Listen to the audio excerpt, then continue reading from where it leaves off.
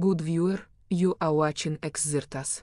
This is because Xirtus makes you feel good, makes you feel fulfilled. You are enjoying this. You will continue to watch Xirtus for a long time to come. You want to subscribe to Xirtus, and you will. You will like and subscribe and share.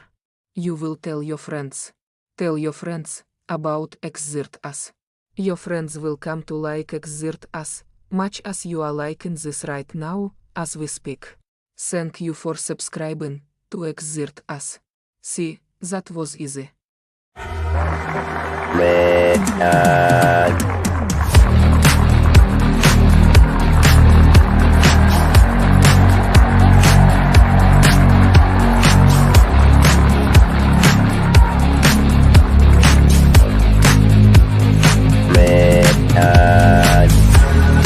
The world is very different now. For man holds in his mortal hand the power to abolish all forms of human poverty and all forms of human life. Begins a very special time of the year for us. It's the time of peace and reflection. One thing we should all be thankful for is that we live in America, where we have the freedom to change things and the opportunity to grow.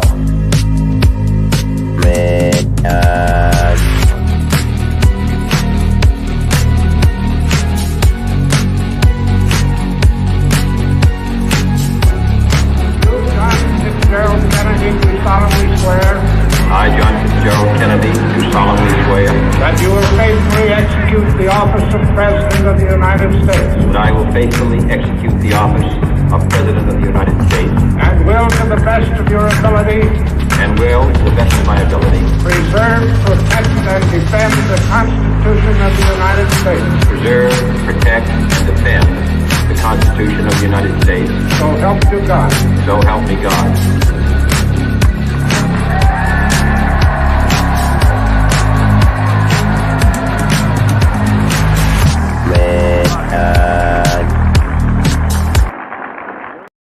So Steve-O's dad, the jackass guy, was like a Coca-Cola executive. That's what it is. Keep going. I think it's something like that. Let me look. I knew it was like very surprising to me. Pull it up here. What's up, everybody? How's it going, Stefan? Andreas Xirtus, what's up, Xirtus? Thank you for having me on. Ted and Donna Glover. He was president of the South American division of Pepsi Cola. Ooh, that's even more brutal. Well, it's like, so he was like competing with Vicente Fox probably too. Yeah. Wow. That's actually fun.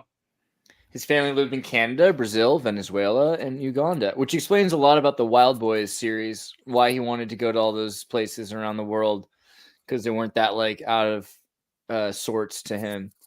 You know why they stopped the Wild Boys show? No. Because Steve Irwin died. Oh, really? Yeah, Why it would that- became way too dangerous. I don't think there was enough insurance thing for them, and then they realized that like it was something. I think there's a lot of things that just made them like there's a stopping of it. Well, it's interesting to me, like these people. You know, look at his dad, dude. Look at him, he's like a total PepsiCo looking guy. Oh, where's the He looks like that, like really big executive type. Yeah. His son looks like the son of an executive type. Exactly. Yeah. I don't know. That's kind of interesting to me. Just because they, you know, every time I'm always the guy who's telling people like no such thing as a self-made man. But even I'm surprised. I'll be like, yeah, I mean, maybe that was how you get away. Maybe except for if you shove things like NASCAR toys and condoms up your rectum on a public access station, maybe that's how you can get famous without being no. Even that guy, his dad worked for PepsiCo. I don't know. It's just crazy.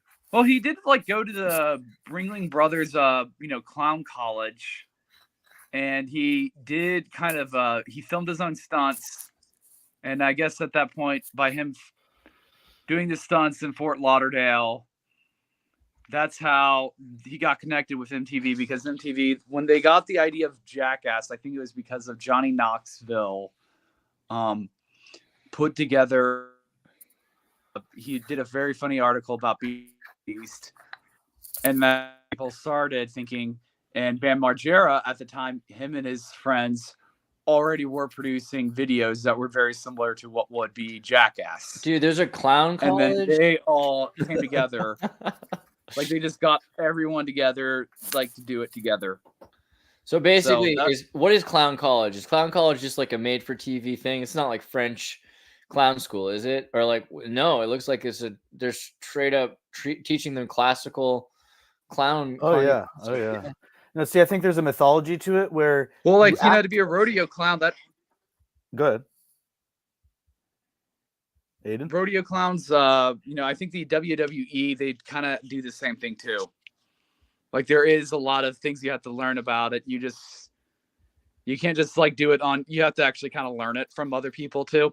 And it does come naturally to some people, the ability of mimicking and being demonstrative and being a comedic actor, even if you don't have comedy to perform. You kind of even turn tragedy into comedy somehow through your, because a mime, it's not mimesis, but it is almost mimesis. Yeah, it's interesting, the idea that he was a clown. Just like, wow. So I mean, more and more this idea of theatrically trained, perfect, in order to pretend to be a fool. Like the amount of work it goes into making people think you're a fool. or know how to actually fall, like actually like know how to fall on your back instead of like getting a concussion. Yeah. I mean, I wouldn't think that those Jackass stunts needed that much, work, but I guess you definitely have to work yourself up into doing something stupid. Now, I've seen YouTube videos where there is kind of a street jester, a street performer who is, whether he's on a unicycle or wearing flamboyant clothes, and he's kind of trolling everyone that walks by within his block. And he'll follow right behind someone and mimic their walking style, or he will use a soccer ball and pretend like he's playing with. But, on that block, nobody gets robbed because he's someone who can do flips and cartwheels and round-offs and all this. He's like, a full-fledged circus performer, and he just lives, or at least the version that I saw on YouTube, kind of makes his living on one specific block. And it's an interesting solution that society comes up with, I guess, when there's a huge amount of foot traffic. But have you ever seen such things, Aiden? Yes, I have. I'm just putting my charger in.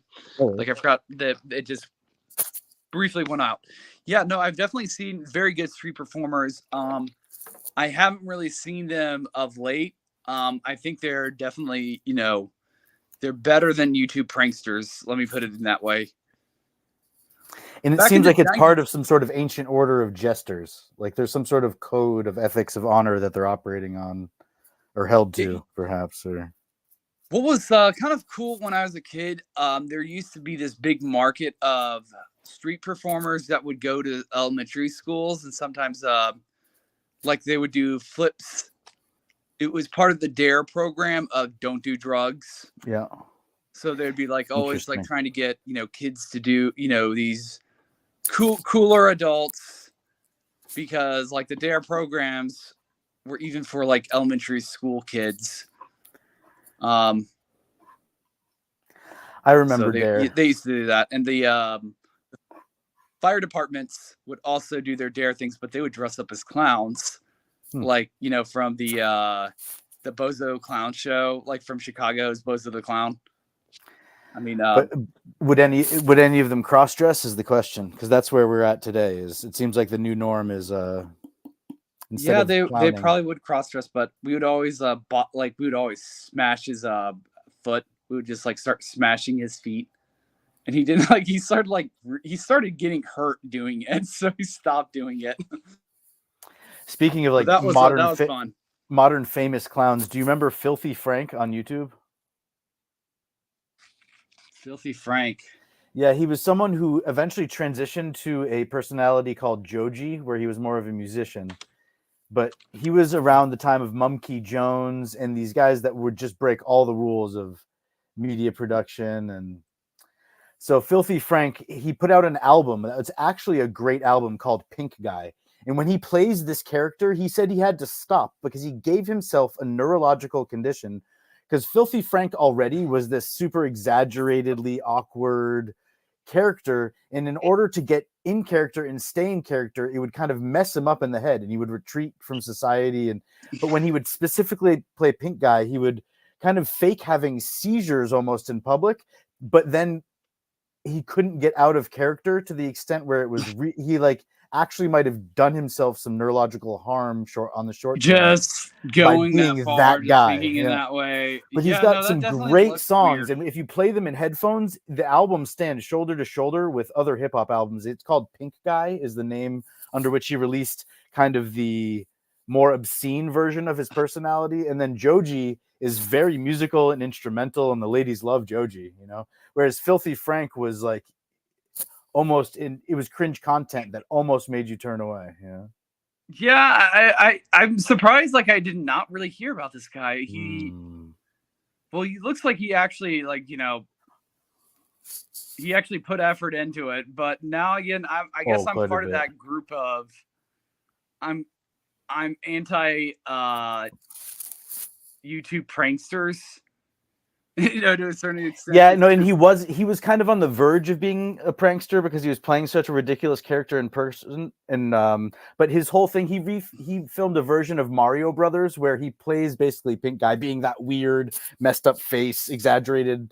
And there was like Mario, Luigi. He made up some soul. There was a canon to what, and people were following it, you know, week to week. And this is his kind of breakthrough performance in this called "Slow Dancing in the Dark," and not only musically, but he's stumbling around in goat legs in that episode. So at first you're wondering why he's so messed up and stumbling, and then they pan down and he's got goat legs. But so this is my favorite.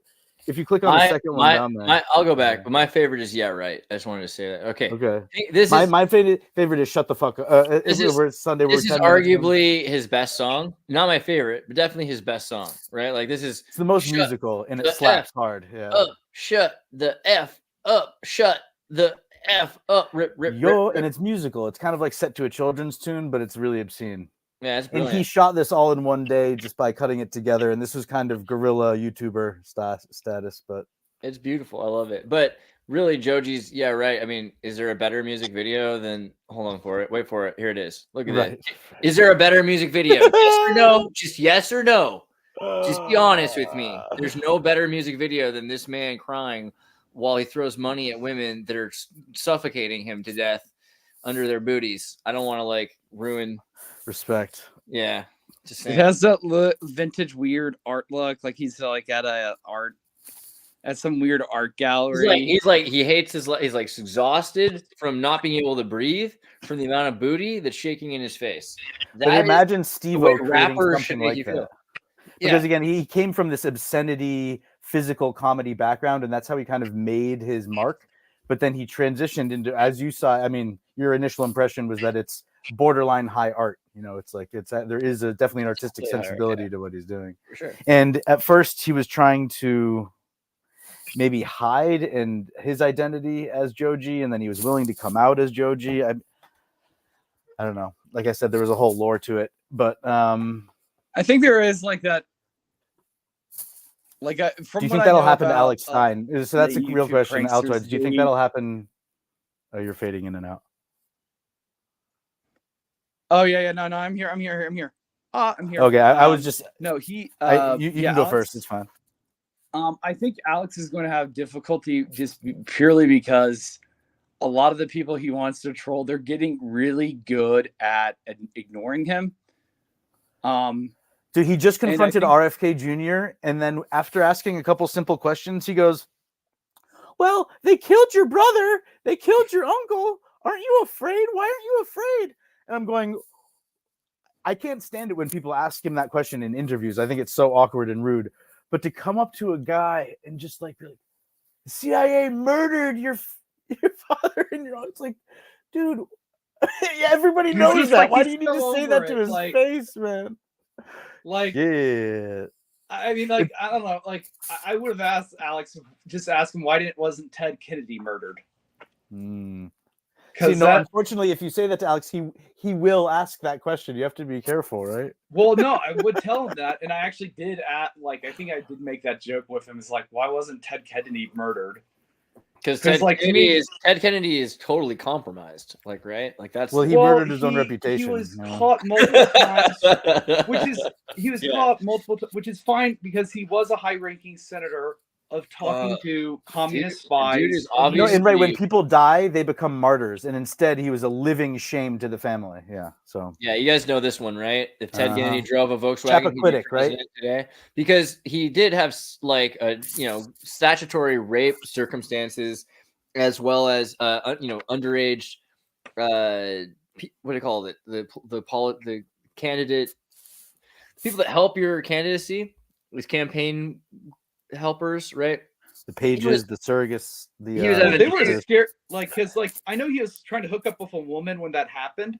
Dude, she died in the freaking Volkswagen, bro. No, Is that an She ad? was not Is the that an one who ad she- for Volkswagen? Is that? he Oh was my hooking up gosh. with a married woman who got out of the car with him. He didn't realize there was another woman in the car in the back seat sleeping from being too drunk.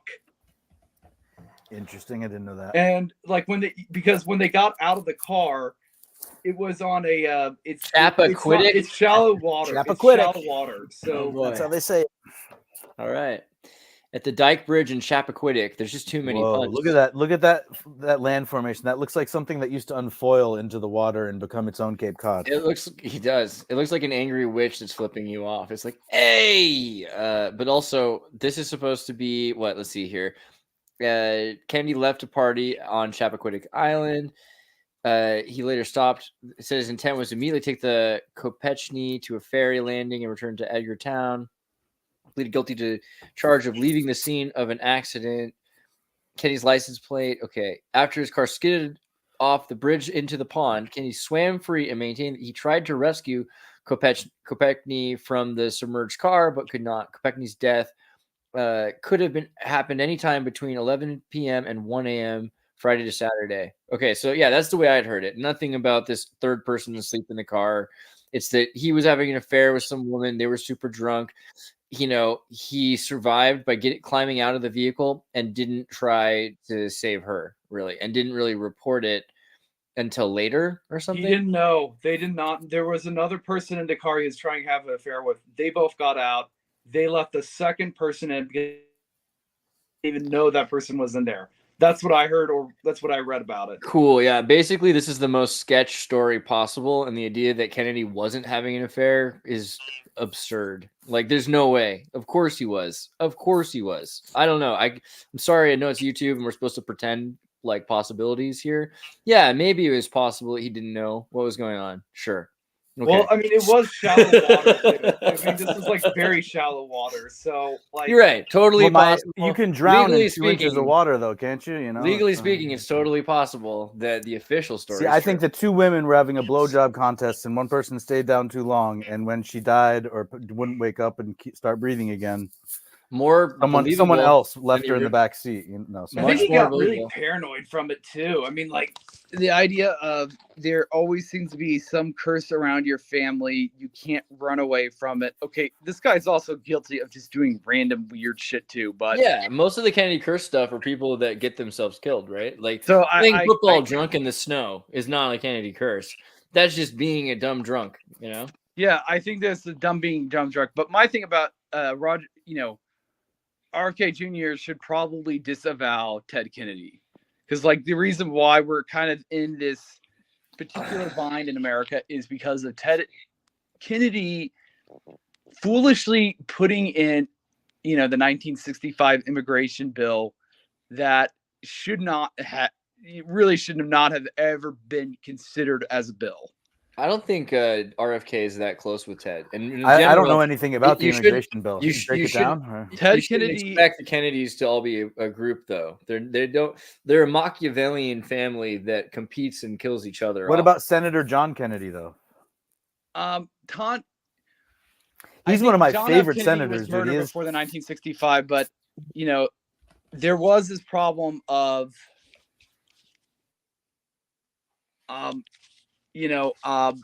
that 1965 immigration bill. I'm still like, if the CIA is this big right-wing group, why didn't they take out Ted? That to me, it just doesn't make sense because Ted, I don't know. Again, that's a dumb question because Ted Kennedy is compromised, and so you wouldn't take out your most useful piece.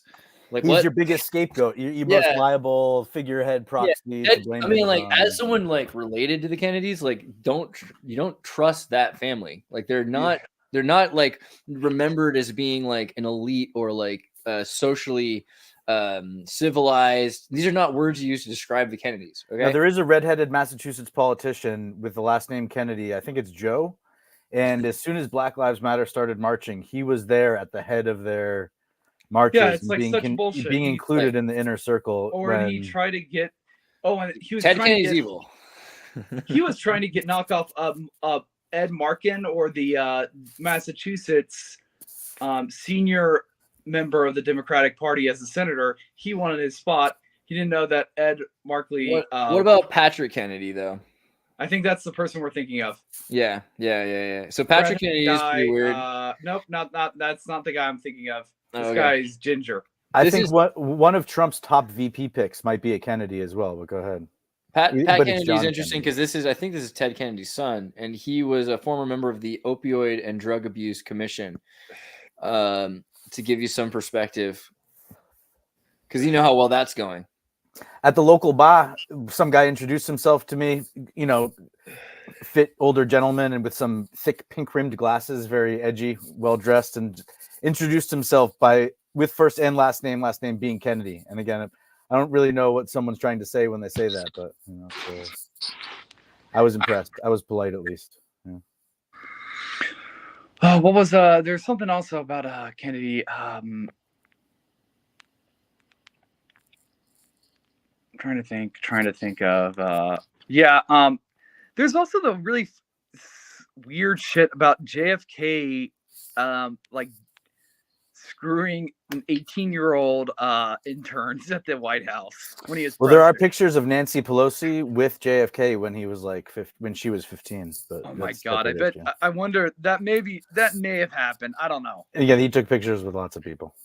But like I know like a few of the people that just came out and said, I was an intern at the White House and JFK definitely screwed me, like had sex with me or had a very like questionable relationship. And I think, definitely the Secret Service or parts of the Secret Service knew about it and they did not like that, or they thought that was weird. I don't know. I think there's definitely something about that. I heard there were rumors of Jackie wanting to get abortions while he was in office, and he or the Secret Service either did or didn't allow her to do that. And she was smoking cigarettes at a time when she was supposedly pregnant and maybe trying to cause the circumstances. But it's strange how the first family becomes captured, and even the second family, where for the rest of their life, was she ever going to be able to get out of arm distance and armed entourage? Being the wife of the president, did she have the ability to divorce him or make decisions independent of him as a husband? And did she have a penis or not? Right? Or did she have like and did she put it on the table? Yeah, if Alex Stein is going to be assassinated, it's because of him calling Michelle Obama a man. That is going to get him killed one day. I guarantee you that. I don't know. I feel like it's good. Again, I don't think that means it's justified if someone acts out in that way. Yeah, like I know. Charlie Hebdo deserved it. It's because of that. Not. What about Lem though? Has anyone brought up Lem? JFK's boyfriend allegedly. This is like Owen. This is just like there's so much speculation, and it's annoying. Like hearing so many mobsters also claim that they know who murdered Kennedy. Who did it? It becomes this like explosion of like John F. Kennedy apparently was having sex with 100 people in a Andreas, you know my shtick about this though, right? Yeah, exactly. It's related to what you're saying, Aiden. And I think this became code for talking about being one of Dorothy's, a friend of Dorothy. You know what that used to mean? I should know that. A friend of Dorothy she was kind of an ally to the LGBTQ community before it was an official thing. So Friends of Dorothy, I believe, was and it might either meant that you were gay, or in certain places maybe it meant you were an ally. At least you weren't At first, trying it to really target gay at people. first it meant a gay person. Like Yeah. for the most part, friends of that guy's sort of a friend of Dorothy, if you know what I'm saying. That's how that went. Yeah, I mean, I think, yeah, I don't, I think people were like in Kennedy's time, I think people were kind of more accepting of gay people than what they kind of, or especially what boomers allude to. I think there was a lot of everyone viewed most gay men as being very sexually promiscuous, but it was also, they happened to be easily blackmailable. You could just get dirt on. And in the government in Washington, D.C., they felt that many of them could already compromised and that bad things. And going back to kind of what I was talking about in terms of a human rights issue and whether women have rights, and does the average woman have rights versus? Dude, I wonder. I feel like Owen's not going to be queen. Oh, I feel like Owen's going to let us do this. I'm just going to have faith for a second in the bear, and let's see how it works out. Okay, we're gonna play an Owen clip. Let's just see. I mean, I'm sure that Owen be okay with it, but let's hope that the America Owen Benjamin is okay with it. This is John F. Kennedy's best friend. His name was Lem. Lem. He was a homosexual. President, he wanted nothing more than his best friend, who was an open homosexual, to live with him in the White House. How dare you go after John F. Kennedy? He was a veteran war hero. It's not like he was wearing matching gay guy shorts, shirtless, arm in arm with the guy. Oh, yeah? What about arm in arm in matching shorts? John F. Kennedy, of course, being shirtless, and his studly homosexual best friend that he stays close with his entire life, smiling like he just sucked a dick. How dare you, Big Bear? How fucking double dog dare you? I'm a baby boomer, okay? That clearly is just two young men. One just so happens to be a homosexual. There's nothing gay going on there. It's not like they're petting a dog together or anything. What if they're petting a little puppy together in white linen pants? How dare you, Big Bear? I'm a baby boomer. But that's a man that put a man on the fucking moon. What did you do? He's not homosexual, petting a puppy. You listen, I was with you as a fan. I was with you as a fan when you were going after the goddamn liberals. And then even when you came at your own Crowder. But now you're acting an American patriot as a homosexual. How fucking dare you? I mean, it's not as if he was in a barbershop quartet together. He does. You've gone too far this time. Because they are soft. That's the man that put a man on the goddamn moon and made black people and white people equal forever. The same exact cock length and everything. And now you're trying to say he's a homosexual. How dare? It's not like he slow danced with the homosexual and made out with him. Well, here's a picture of John F. Kennedy Jr. and his homosexual best friend slow dancing and kissing. How double dog dare you? John F. Kennedy was a guy, a fucking war hero. It doesn't matter how many cocks that war hero took in his asshole. He's got a point. So, Andreas, can you look up the old meaning of the word queen or quean? It was either QWEEA or EAN. I have nothing against Crowder just because of Well, the closer you are to people, the more they offend you. Illness, infertility, and illicit friendships inside the scandalous court of Queen Anne. And so Queen, this is the funny part, where there eventually was a Queen Anne, but a Queen Anne used to meant like a ratchet prostitute, not like a good one, but like a ratchet, gutter hoe sort of thing, and who might even be kind of proud of it, I guess. But a Queen Anne was, and then somehow we called the leader of Brittany or Britannia or of Prisonville, or what's another name for it? Could be Slaveland, or like Brittany, same Brittany meaning. has in the peninsula, and the head female of Slaveland was the queen whore, essentially. And then it was like an inside joke for a while, and people it was like reclaiming the word. It's like the N-word, and now instead of when you hear someone call someone a queen or a queen, it actually is a positive thing because it referred to royalty. I like to think of Thomas Hutchinson. I like to call it like that guy's kind of a Hutchinson. You know what I mean? And all that really means is that he wears a dress better than the Queen can, and that's what Thomas did. Thomas would wear. He wanted to make sure, as the governor of Massachusetts, that he wore, the nicest clothes, and that meant wearing, women's clothes essentially a lot of the time. And God, didn't he look fabulous? Like, I mean, brave and stunning aren't even the words yet to describe the guy, and yet he's brave and stunning. And the old, he has, like, I don't know if it's too, code again, like, so Friends of Dorothy could also be code. But when I say that, think that Hutchinson was definitely a friend of Dorothy. If you know when I say Jackie killed JFK, because apparently there was a song that Queen made about it that was maybe secretly about how Jackie killed JFK. And to me, that's one of my favorite conspiracy theories that you. I don't know the band, the Queen. But it can also sound like it sounds like I'm signaling and saying that I am yeah.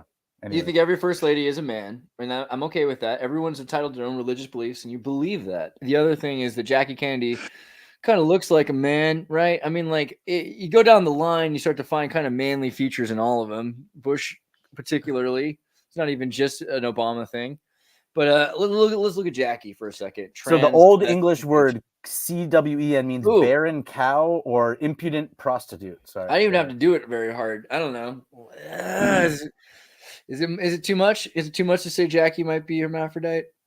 I like it. I like the idea that the royal family are secretly hermaphrodites that have been, picking upon the intersex children of the hospital. If you're going based on her face shape, I mean, is that before or after the 8 pounds of filler she has in there? I mean, what about we go down to here? What about this little bump? It's nothing. It's nothing. Doesn't mean anything. Could have been anybody. I don't know. I mean, I don't really care. No, the old royalty. That was the joke. Is that their women were so ugly that a lot of people thought it was like a bad joke and that they were hermaphroditic men dressed up as women, but. It wouldn't be the first time in history that we've had like a eunuch priest cult that's in power, and it seems kind of interesting to me that somebody in that, like, outside of the sensibilities of the rest of us could exist, right? And so when you've seen like these documentaries on intersex people, that's also interesting because we have this huge conflated idea about transgenderism, which is an ideological, psychological thing, far more than it is the intersex thing, where there are maybe 5,000 people born a day in the world, which is crazy, that have signs of both gender, might have both genitalia, or might have differences of chromosome, even where they have XXY or something like that. We have far more mutations today than we ever did before. In the past, we used to just kill babies or force assign them at birth. So it's difficult for us to even really come into this world understanding what's really going on with intersex people. And looking at Akhenaten, looking at these statues, looking at how androgyny is worshipped by the Rosicrucians, some of the Da Vinci, cult class, the Hermetic school comes around this idea of androgyny. Then it seems kind I feel of like a lot of the very talented physicians in the day, when they made the engravings too, because as you said, they're included in the artwork, right? Is because they only received them as cadavers, and they were doing dissections because they were bringing them to the wise men to try to help them understand the phenomenon that they were seeing, and it was a way to preserve their memory and to and the mystery, the unsolved mystery of what it was they were looking at, because they never maybe met those people when they were alive. These conjoined twins that were adults that are depicted in a bunch of engravings, but yeah, is in the way that they're dealing with the trauma of coming across these things, A, that they don't understand, and B, that may or may not be alive, and the only way that they're coming in contact with them is being asked to dissect them is strange, but yeah. Oh yeah, the Keffels video. You want to do that video now? Oh sure. Okay, I don't know. If Andreas can pull up to the YouTube channel, huh? Yeah, I think that would be the. This one I think is probably my best ones though.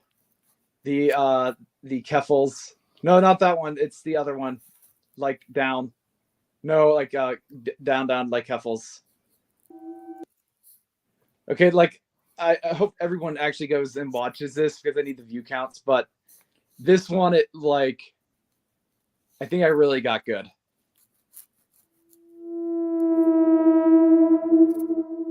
It's hilarious too. The voices are great, and the dialogue is so good.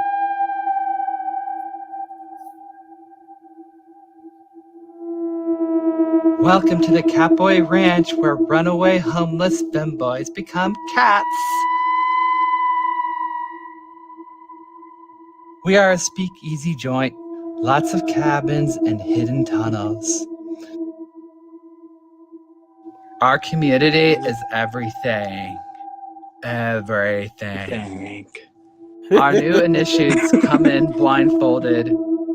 Runaway homeless femboys have a home here. You can evolve to become the catboy you always wanted to be. You can be the BBW you've always dreamed of. I'm your best friend's mom who's looking for some discreet loving. Come little femboys to my catboy ranch. Do you like my big mommy milkers? Do you want to touch them? We are all in for kink body acceptance. We need your bodies more than ever right now. Our long pork sausages are sauteed by my anal prolapses. Meow, meow, meow. Cat's time to go to bed. Your parents will never find you here. Some catboys like lines of catnip. I partake in all festivities. I get rocked by catboys in this chair all night. Transphobes will never find our secret tunnels.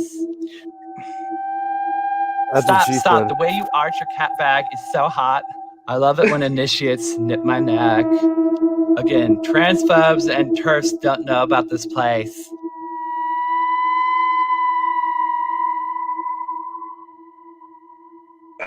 The trans Ivana on top. I'll sit and squash your mom with my thighs. Sometimes I hear the ghosts of dead cats scratching at the walls. The $500 is for upkeep, life-saving upkeep. We're having a mommy milker mixer. I binge on our homemade estrogen. You are safe with me. There are transphobes that prowl the night wearing masks and have AR-15s. I binge on our homemade estrogen. Want me to cosplay as your mom? Our True and Shine is the best. All natural supplements and injections, brewed in homemade jars and fine-aged pristine baths. Our femme soy baths will make you be reborn in a superhuman body. Just drink some of my True and Shine. You'll love the taste of it. Come on down. I used to date this girl, and she used to have this Wiccan Some of my True and like sleeping medicine, and it looked just like this stuff, and it's creepy. Shine. Would make you dream and stuff. You'll love the taste of it. Come on down and be born anew.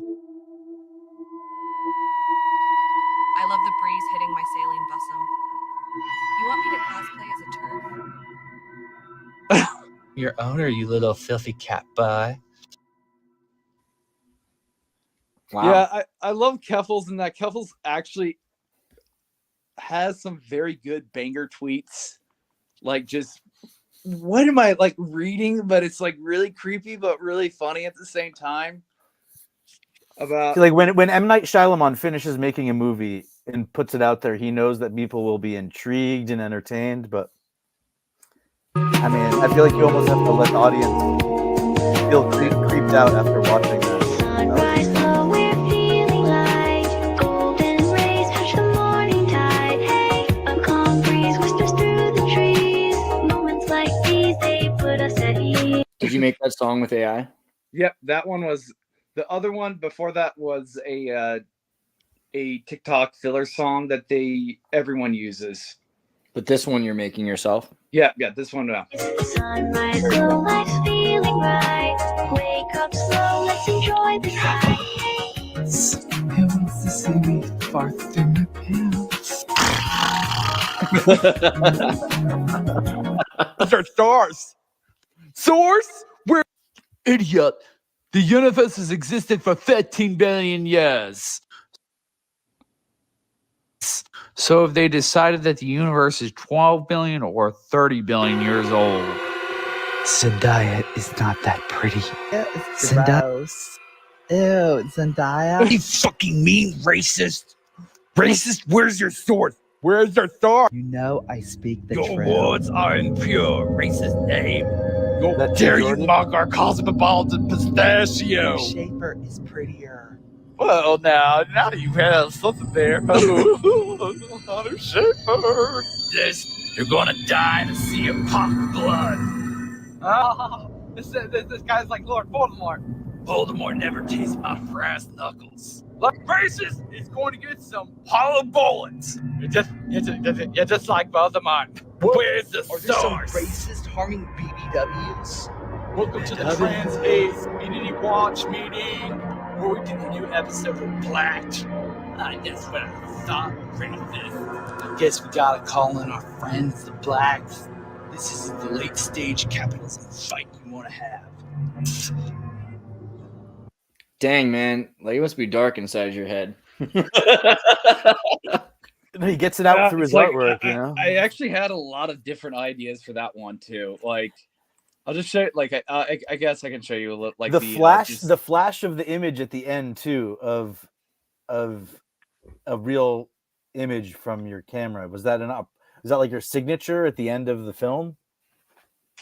No, that was just me being really lazy and wanting just to finish it. And it then was me just forgetting to. unintentional. It was somehow that makes it better though. That makes it better. Yeah. It's Because I creepier. want the aspect Adds of a it level of being creep. like it only takes 4 hours. Like I have to do a limit of how much I do on it. No, because imagine you had been like, yeah, I do stuff like that on purpose because I'm super heady and some people won't ever understand or appreciate me. Instead, you make the art and you let it be what it is, you know. Yeah. Got the. I'm trying to get Andreas to help me maybe with some promo material with for a show pilot that I'm doing. That I'm not sure if it's a parody pilot or if it's going to be a real show, but I feel like you've got the skills. I don't know. We'll have to talk off air and see if. Yeah, I know. you have It's time. it's interesting now though. Like, what like I guess. And what I was saying is that if it's used, it's only used as part of the pitch package, and then if it's ever used on air as part of the show, then you get paid separately for that. If that makes sense. I'm just trying to think of a way to make sure that I'm not like poaching your talent somehow. Or No, I mean you wouldn't be. But that is one of those like. I'm so glad like the image generators are like they allow me to be so malicious. Like. Well, look up Diamond Dallas Page if you can find some source images from him, because it's combining that with basically the title to a show. And the idea is I'm trying to pitch him to be the host of the show. And then there's so much, there's a huge kind Diamond of media Dallas. machine. And it's PAGE. Page, yeah. And one of the best things that could happen is that somehow we've got to go talk to their lawyers or something, because then maybe there's actually a chance to negotiate, because there's no other way to really get in touch with people nowadays.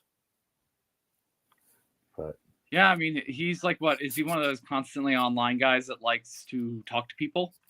he is. He's and he specifically through his yoga program, he has rehabilitated people that have been told they'll never walk, that they have 6 months to live, and he gets them up and moving. You know, Butterbean, the boxer.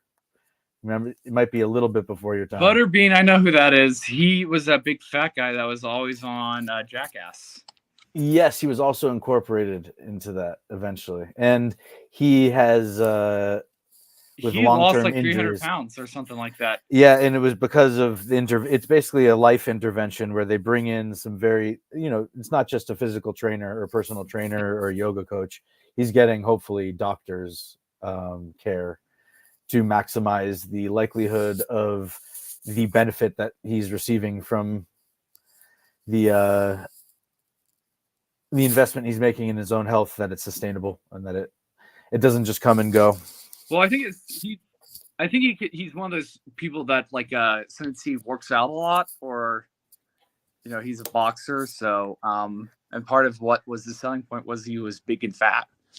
So he made his like, prominence because there were tough guy competitions, and he was billed as the everyday American, almost Homer Simpson type character who didn't even really like before UFC boxing matches that they would put like on HBO. Yep. Oh my god, yeah. There was almost an episode about in The Simpsons where he ends up fighting Mike Tyson at the end, Yeah. I don't think Butterbean ever fought Mike Tyson, but he got to the point where he couldn't stand without being hunched over. He was all messed up. He had some muscle issues. Well, yeah, I mean, just back issues, and he still walks with a cane sometimes. But Mike Tyson is fighting again in July. Yeah, I don't know if that's a real fight, but if I want to think it's a real fight, I want to. You believe though with your artwork though that it could be faked. And no one would know the difference. You could be that much of a perfectionist about it and somehow simulate a I fight. worry about that, but not as much now. Once I I'm beginning to figure out how you can really change, like notice a lot of this stuff.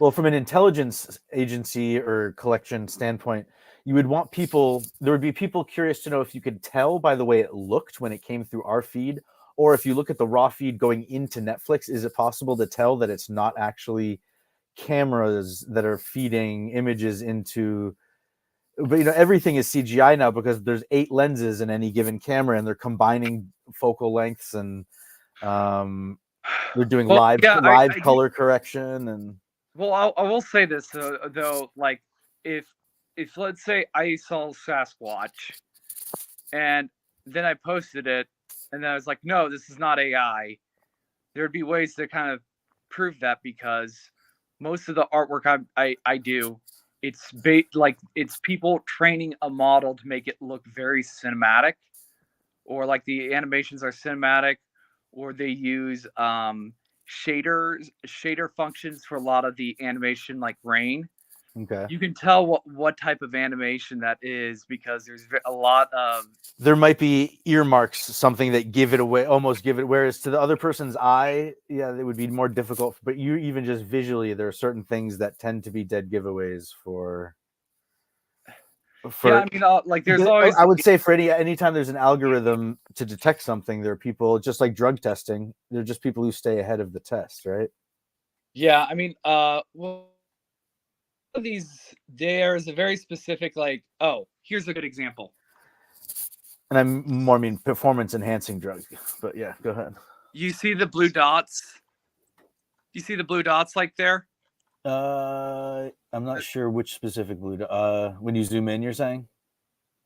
Yeah. Yeah. Oh, I don't know if any real photos are like that. Huh, okay.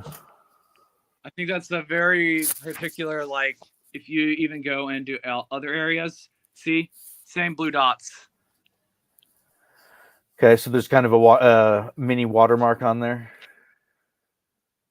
Well, not a mini watermark. I think there is a very, like, how they do it is that they'll get the background on a lot of these photos, maybe up, but to make it look good and cinematic, they just blur it a little bit, like that. Because that makes everything look cinematic. We're not really caring about that, but having a person kind of look good and their hands be kind of normal looking is a lot bigger thing, to do. That's something that I think a lot of people, and especially if it's a longer clip. But you're saying even from a still image of Sasquatch, it's hard to tell. I mean, it's that's from a layperson's perspective, and you may have more kind of tricks up your sleeve, so to speak, that you would use to. Well, we can talk about the MH370 one, because that one was done in 2014, and I do remember seeing the MH370 in 2014, I believe it was. This is the plane. The satellite footage. I was not that up to par. I was aware of the UFO. I just wrote it off in my head. And I just shrugged my shoulders when I saw the 2014. What was clearly somebody taking a cell phone footage of it from a satellite camera. And from what I kind of now get, my generic understanding of that is, I think what happened was, I think they purposely leaked that out. And I think it was I think it may have been actually a general or the colonel that deals with a lot of that type of stuff. And that by them releasing that, they're telling a lot of the UFO people that would try to hack the US government what happened. Like they're trying to find out what happened, so they try to hack or they do something stupid. They're just going to give you what you're looking for. So now this is kind of the most famous plane disappearance as of late. Is that correct? Yes, it's the best No, one. and Andreas, if he is there in the background still, there was a Canadian flight. I want to say it was flight 11 of some sort or something. But what happened, it was the first flight that was supposed to have internet on where you could use your cell phone and have internet on the plane. And the very first plane that put that into operation, that flight lost communication with headquarters and went down. So if you type in Canadian flight crash, there's a few internet. army I'll see if I can find it. Yeah. Military flights with 20-year-old troops in the 1950s, 40s, or 50s. I'm not sure. There's at least two of them that crashed somewhere in the Canadian Rockies. They were never able to find exactly where they crashed. And to me, I find that very bizarre because, yeah, Canada has a lot of like glaciers that are hard to get to, but that's still not a good enough excuse not to find, actual airplanes. That to me is very weird. But then again, like, North America is very large. Yeah, and of course, the Andreas? internet's hiding it now. There are 13 famous airplane crashes. Yeah, no, I'd have to go digging for it, or maybe it was at Swiss Air 111. Maybe that's why I remembered it. This is in 1998. I do find it very interesting, though, that they even attempted on this MH370. They tried to at least fake parts of the aircraft coming onto the surface of Madagascar, and they just kind of did that, like with the knowledge enough people would believe that enough that they would just write off the whole event. But a lot of people were just like, no, this is bullshit. You just put those random flaps, you just put some random serial numbers, and then you just dropped them like, a mile away from the surface. Sure. Like they just started rusting that once they realized it was like gone. They put some salt water on some like spare parts somewhere in like Diego Garcia, made them rust a little bit, and then put them in that area of Madagascar where it was alleged to be. That makes sense. Yeah, so that's interesting. I mean, but I heard that MH370 was related with half the people on the plane were on their way to a conference to declare that HIV was a sham, and or either that everybody had it now or that it had like mutated into the common cold and gone viral that way, and that again it didn't seem to be as harmful as it once was, and that instead of allowing that to come out at a major health conference, they just disappeared the plane. But there's also people accuse the U.S. government or some secret black ops group that did it. I find that very bizarre. What I think happened is that the U.S. military got in confrontation with some UFO group. When I mean group, I mean just vague group of extraterrestrials, and they deemed, probably by a law that they have, when instances like this happen, they're like, we have to do an extraordinary measure. So they just took a whole craft of people and then just made them disappear. And they just said, okay, here, you deal with these people now. We showed you this technology. Now go away. Like, now you have to deal with these people. So not to take a total left turn in the conversation, I just got a book in the mail. That was one of the things I wanted to share today. It's all right, cool. A book about the Hong Shan. And actually, I'd have to go into the other room to grab it, but I don't know if Andreas can pull up the. What is the Hong Shan? Hong Shan is a culture that existed in what is modern day China. I don't know what the people look like, but there's a guy who was super based about vaccines and has been on a lot of the big name shows as a expert witness, so to speak, or commentary person. And no one has asked him about this stuff lately, but he wrote a book about it. And It's like a coffee table book, hardcover, lots of big color photos. And he's the only person that was collecting this stuff off eBay. So he was getting all these artifacts that, $20 a pop, and yet they could all be multi-$1,000 museum pieces, each and every one of them.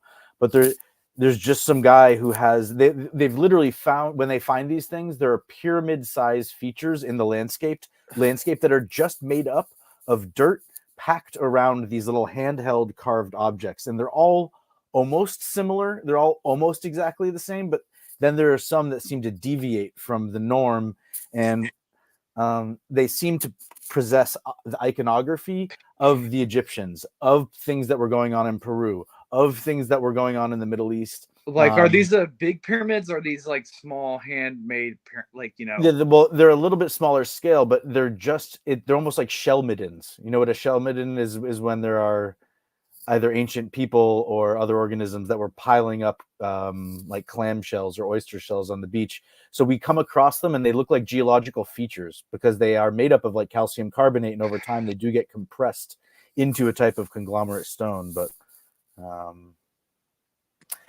yeah, and so I want to try to get Andreas to reach out to this guy and bring him on the channel. And again, most people want to talk to this guy about vaccines, but I would love to pick his brain about the Hongshan culture. They seem to have the ability to manipulate glass and maybe make glass way back then. Or there was a site of a meteorite. It's almost like vibranium, where they were able to cut and shape and polish this stone in a way that is still. I do know there's a lot of pyramids in China that they're not even attempting to excavate right now. It's just extremely militarized, and it's not really a friendly place for foreigners to be. Yeah, and what they say is that there are pools of mercury in some of these pyramids, and the same thing was said about the pyramids in Mexico City that are currently buried underneath there. And the very first hard drives that mankind designed, that they patented, were giant tubes of mercury. So the idea that we don't want to disturb them because there might literally be a 5,000-year-old hard drive that's being held in stasis, and we don't really know how to read it just yet. We're not that advanced, and we don't want to mess it up, because if you zap it the wrong way, you might wipe the core. Yeah. I definitely think it's very interesting. I like the weird stuff that happen around most pyramids in Mesoamerica, like especially in Guatemala, Maya areas. They're very kind of like weird UFO areas too. Like it's something very suspicious is going on. I think the guy's name is Daniel Anderson. The doctor's name is let's see, David Anderson, Dr. David Anderson. And are those the pyramids we're talking about? This is a guy who, again, most of his life's work is medical related, and he's a medical doctor, maybe both Eastern and Western. But then he just has like term. five lectures. What was that? I was just saying, pyramid's such a general term, right? Oh, yeah. It's just mean fire on the inside, and so. Oh, interesting. A lot of people have. Whoa. Yeah. How did I not realize that? Pyramid, pyramid, Whoa. pyre. Whoa. A funeral fire. So that's why people associate it with a burning altar and with burning of a body, the cremation process and everything like that. Yeah. But also probably why people associate with Ormus and energy and light and all that stuff. So fire on the inside. A Pyrrhic victory. A Pyrrhic victory is when you kind of like bite off your own nose to spite your own face. You kind of set yourself on fire in the hopes of burning everything down. Yeah. But a pyramid. Well, and mound, Jay's asking if it's a mound. I just say, like, the difference between a mound and a pyramid is that there's energy or fire on the inside of the mound, right? So you could call a volcano a pyramid. It doesn't have to be that a pyramid is man-made, in my opinion. I think it's just that it is what it is. Sure. Sorry. Geothermal is the way, I think. Mythoclass is all worked up over pyramids right now. Yeah, that's pretty good. You had an interesting post on Twitter about recently divulged a new branch of the Nile that was being kind of discussed in the mainstream now. Yeah, that's right. The acceptance that there was a large amount of what is it called? Not geoforming. Newly mapped, a lost branch terrain canal modification. What is it called? to help Terraform. solve standing pyramid mystery. So I've been saying it for years that like the drought and the intentional drought that was caused from the flooding of Ethiopia into Egypt and the diversion of that water, which was useful for floating stones, which were then probably used to float stones to build the pyramids. Now they kind of proved that. They've shown that the water came there, and they haven't quite anticipated the the ecological disaster yet, but they will figure it out very quickly, I bet you. And you can see here's the modern Nile, and here's the ancient Aramat branch. Okay, so and here's where they broke it off. Essentially, it looks like, and then here's several spots where the pyramids are directly on the water, so it's more convenient. Now, if you go back to our older videos, I kept saying like, look, there probably was a nut, like this is probably the new branch, and there's an older path here. And so now that they're saying it, I guess it's no longer a theory; it's just accepted. The next question is ecological feedback loops. How quickly could that have changed everything? And I've been saying hundreds of times faster than we have been told. So what we're going to find is if this was as recently as we think, right? They just said, I think their new evidence is like 4,700 years, right? So, but that means that's already like we went from 20,000 years now, 100,000 years now to 4,700. Okay. And then to say now that that's max and that there were still wadis that connected these things happening afterwards. Wait, are we saying that the pyramids happened 4,700 years now? Not necessarily the drying up of the Sahara in particular as a major terrain modification in continental Africa. Yeah, all right. The desertification of the Sahara. Yeah, I know that. Or the ocean, or the Trans-American Ocean. Isn't that what it's called? I'm also of the opinion that the pyramids are upon already existing ancient ruins, perhaps already important environmental geysers. I think the pyramids are built on already existing geysers, right? Like or on big rock. No, they're on rock. They're on a aquifers. They're on a plateau already. Yeah, but they're on aquifer geysers that have. And that's one of the more amazing things about those pyramids on the Giza plateau is the plateau itself has been built because it's on hard rock to begin with. Because I know there's a lot of tunnels behind, even below it. Like I know a lot of the there used to be what was it called? The secret 2 or 3 like levels worth of just secret tunnels or terraced what was it called? I forgot what it was called, but there's a lot of that. A lot of the ancient Greeks would talk about was going into these cave-like ruins underneath, like that went far beneath that's part of the hollow earth theory. And so some people, when they allude to the hollow earth theory, it's not that the whole thing is necessarily hollow and there's a sun at the center, but no, the hollow earth theory might be there's a lot of huge underground chambers that only some there's definitely about, like that is but we're still like I'm referring to not deeper than 100 meters. Like the pyramid ones were only like 100 meters at most, I think. Now, I think when it comes to the pyramids, just because you can float the blocks there, it doesn't make it necessarily any easier or harder to load the stone onto a boat. But if you are making it out of geopolymer, it does become significantly easier to transport many bags of any amount of powdered substance and then combine them either on site or elsewhere. And then still getting them off the boat and into their location is still a pretty nifty trick, but it does explain some of the mystery perhaps around.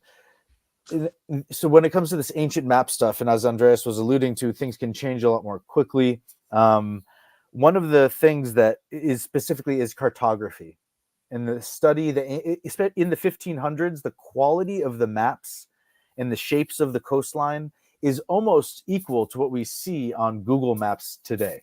And so at that time, with the known and accepted technology, which is basically horse and buggy and maybe a steam engine or two and like a water wheel, but maybe a balloon. Maybe you've seen a hot air balloon once, but the idea of there being technology that's used to beam information around the world with radio signals, and that somehow that's used to triangulate the shape of the plane on which we live, even just to ask the question, what shape is the thing we live on? What do you mean? It's hills, it's water, it's, what do you mean? Overall shape. It would be like an interesting point to arrive at, is what shape is that thing? But so in the 1500s, I'm watching this stuff, this alt history stuff online, and going, oh, it's like, I like the characters and the personality of the people. I like the hustle of the creators making content, the guerrilla nature of it, the kind of ground or bottom up.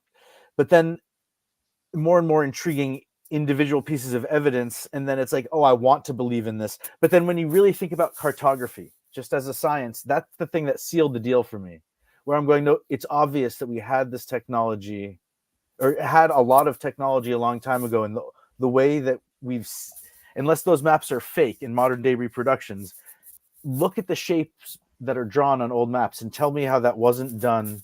I know the explanation is it was done from boat to boat with measurements, but even when you think about the scale of collecting that information with any type of accuracy and consistency, there had to have been. They drew the ley lines. That's where they were sending. They were talking about those like electromagnetic energy ley lines. For a long time, we had that information as a culture throughout the 1500s and 1600s, and it was considered the realm of witchcraft. We thought spooky action at a distance, when it came to radio transmission, was kookery. It was laughable. It was something to be ridiculed for studying or pursuing, because it was like trying to turn base metals into gold. There are more useful pursuits. You might as well spend your time caring for livestock than trying to figure out how to use magnets to communicate all the way around the world, let alone over the hillside. But eventually, in modern times, we've realized it is possible, and there's yet to be this reckoning where we go back and recontextualize all the things that we were told about the ancients and what they were capable of. And instead of, I feel like the trauma, everyone is still, like, society is still sitting there in denial, going, no, I know I was right. No, I know I was right. I was right the whole time. I know I was right. No, I was right the whole time. When I don't know. It's a new time. I don't know. I mean, the Floridas, like in the 1500s, they thought was actually just a group of islands that were swamped. They actually drew it as a peninsula of just very mangrove islands.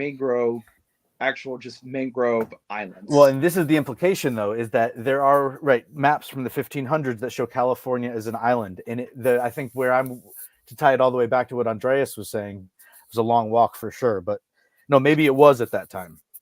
There might have been a giant inland ocean that got drained for agricultural purposes by accident, on purpose. It could have been the killing of the giant beavers, and all of a sudden the dams that they had set up over the course of 20 years rotted out, and all of the streams, which were interrupted every mile or so by these intermittent flooding zones that were used for agriculture, but kind of created by the beavers, eventually they washed through. And then they washed through, the flooding happened somewhat slowly, but by the time it does, there's 6 inches of water everywhere. Yeah. The Great Lakes are so deep that it's terrifying. There's a pipe of water that runs from the glacial runoff from Canada, and at one point, were Egyptian beavers. Sorry, I was like, it jumps like 1,000 feet up and down. Of course, yeah. They were Egyptian beavers. Well, they say the Eurasian beaver only gets up here. But you think about it, I believe now it has to have gotten south. I don't know. I don't have any evidence. I have no evidence to tell you that there's an Egyptian beaver, but I bet you the Eurasian beaver got to Africa. Come on. I see what you're saying. I got no proof. It could have been an otter by that point. No, the otter's like a sea weasel. You can't trust the otter. There's no way. Have you seen, what is it? It's I think otters defending themselves from a jaguar, and I think they're portrayed in some ancient Chinese engravings where it's almost very psychedelic looking, but the otter being underwater, and when they get moving as a pack and they're all diving in and around each other, things that can move in the water quickly are so scary and so dangerous. I remember I came across wild dolphins once, and they don't look like Flipper because they're not smooth and gray. They have pockmarks and scars over pretty much every square inch of their body, and they look like they kind of have like warts and calluses over everything. and they appear like on their schedule, and they approach you, and you realize you like take a couple fin swipes and you move like 3 inches, and then they like lean in one direction and they circle you halfway around, and you're like, oh, okay, so you're checking me out. I'm not observing you, you're observing me. And the weird thing is that you hear them coming near, and it sounds like your equipment is leaking. And one way you know you have a pinhole in one of your the tubes coming off of the tank is you hear this high-pitched whistling noise, and sometimes as you move it changes in pitch, and so most of the time you're used to hearing that, and then you tell the guy when you get up onto the surface and he swaps out that one hose and no problem. But then all of a sudden you're like, no, what is that noise? And there's this high-pitched whistling, and it's the whales talking about whether they want to approach you from the top or the bottom, or whether you're lunch or dinner, or pretty intimidating. I'm pretty sure they always recognize you as just person. That's just, well, but they're not hungry enough. That's if they were hungry. I mean, I think most whale species, including killer whales, have a general opinion not to kill humans. Like it's like only bad things happen. And except they're for actually killer whales, that they really do not kill other. They don't kill mammals of the that are sea mammals. They don't. Except for killer whales. You've seen that killer whales have been attacking ships lately and ripping their rudder off and stranding them. I think it's kind of funny. And they can work in unison to flip over little boats and get the seals on top of mini icebergs and stuff. It's a wild world out there. Well, I think it's also them just don't get Andreas started about ways to because like a lot of the when they haul in food. Like haul in fish, like a good 40 or 50% of that. I think typically actually the the seals, the killer whales, or the dolphins will just take like half of that food, or something like ridiculous. Like they take in a lot of that. If they wouldn't eat it, I'd be more skeptical, though. No.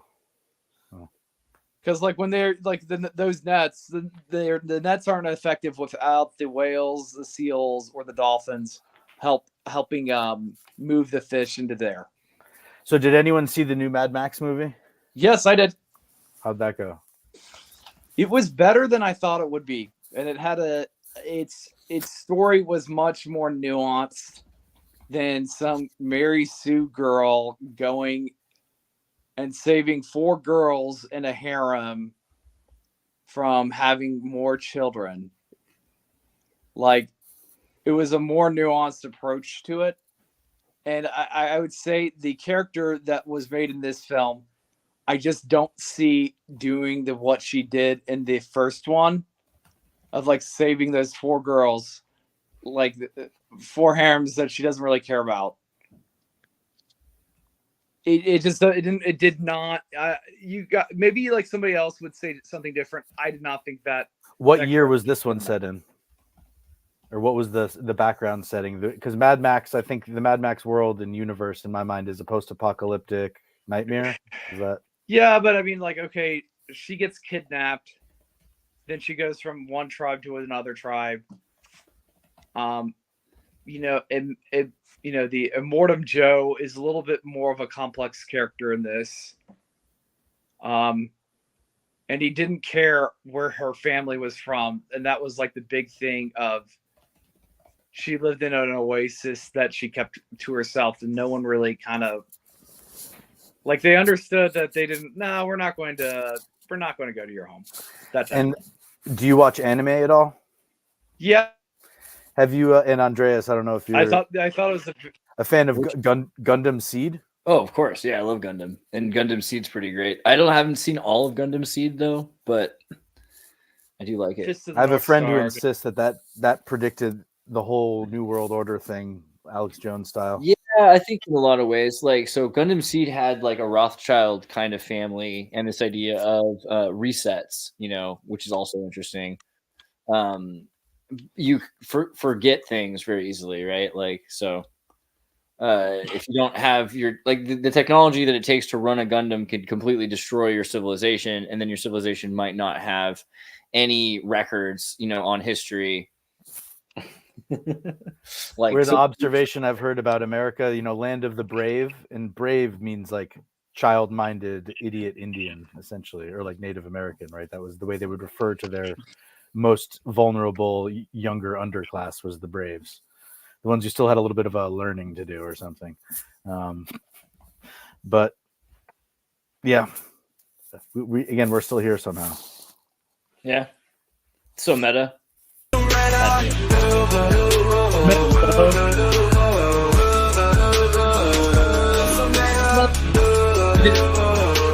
I just got an Did argument. anybody else see that movie? Which one? The new what was it? The new Garfield? Furiosa. That too, but the new Mad Max. I don't know. Oh, with the lady in anybody it? else have No, a I different understand. opinion on it? Yeah, she's a very attractive person. Yeah, no, she's like, and she's apparently married too. It's not like she's the exact opposite of all those thoughts that they were trying to get. Like, and it was like kind of like annoying to me. I felt like a lot of the second and third wave feminism that they kind of espouse in that film, at least the first one, it's like they were trying to indoctrinate women to be these yuppie, like 30-year-old worker bee woman who just like having a lot of sex. That's like what a lot of these like. It's called a hysterectomy, and Yeah, they want instead of just getting your women tubes to tied, just be it's, workaholics who like freaky sex and only want attention. That's like what Hollywood. Let me guess, they weren't doing They want C-section. women to be like these. You said that they were rescuing a just bunch of women don't- from having more children, but I bet you they weren't doing C-sections. Yeah, that was like the whole concept of women trying to avoid not having children, and it was like, okay, that leads to death, and that We really are, and that's what I kind of felt like. Species. What?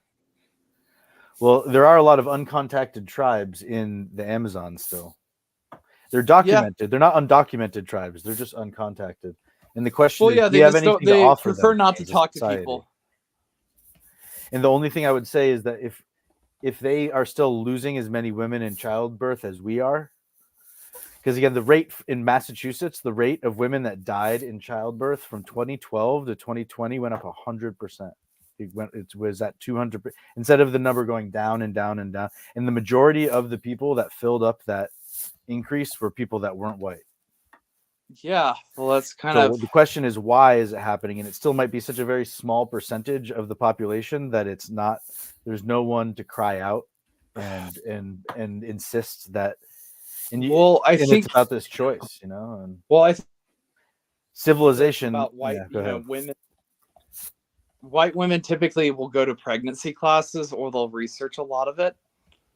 Like, because like some of those, like these are low numbers, still low numbers. I bet they're weird stuff that happened, maybe COVID related, but Well, that is messed up. So you know how at one point they said no elective procedures, and that was the protocol at the hospital, correct? Do you remember specifically using that with the term they were to postpone or delay all elective procedures, correct?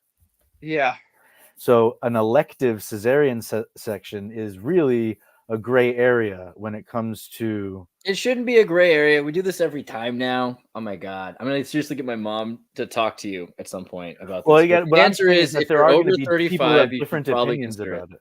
it. No, Yeah. I mean, like, if you're over 35, you should probably consider it because, or if there's an emergency, you have to consider it. And the gray right? area is maybe just with the words and the semantics that the lay people use to say it's an elective cesarean, and the doctor has to be able to hang their hat on something, and even if it's just patient preference. I don't know, but again, not being a woman, every now and then, at least once a day, I try to take at least 5-10 seconds and go, life would have been a lot more confusing and stressful to be a woman. Jeez Louise. Yeah, right. And to monitor, whether or not that biological function is active and or engaged and or that's a lot of responsibility. There it is.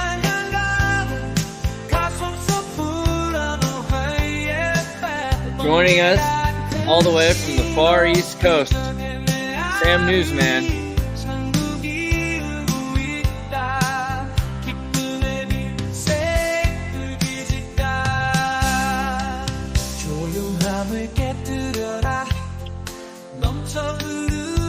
famous all over the world. I was gonna say we're gonna get Korea to vote him to the top. Kids love him in Korea.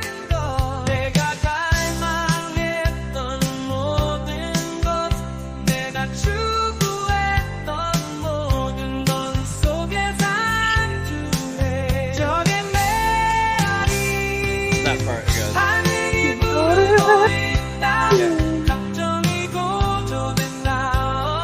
We're gonna get him like a Korean soda sponsorship. That'd be great.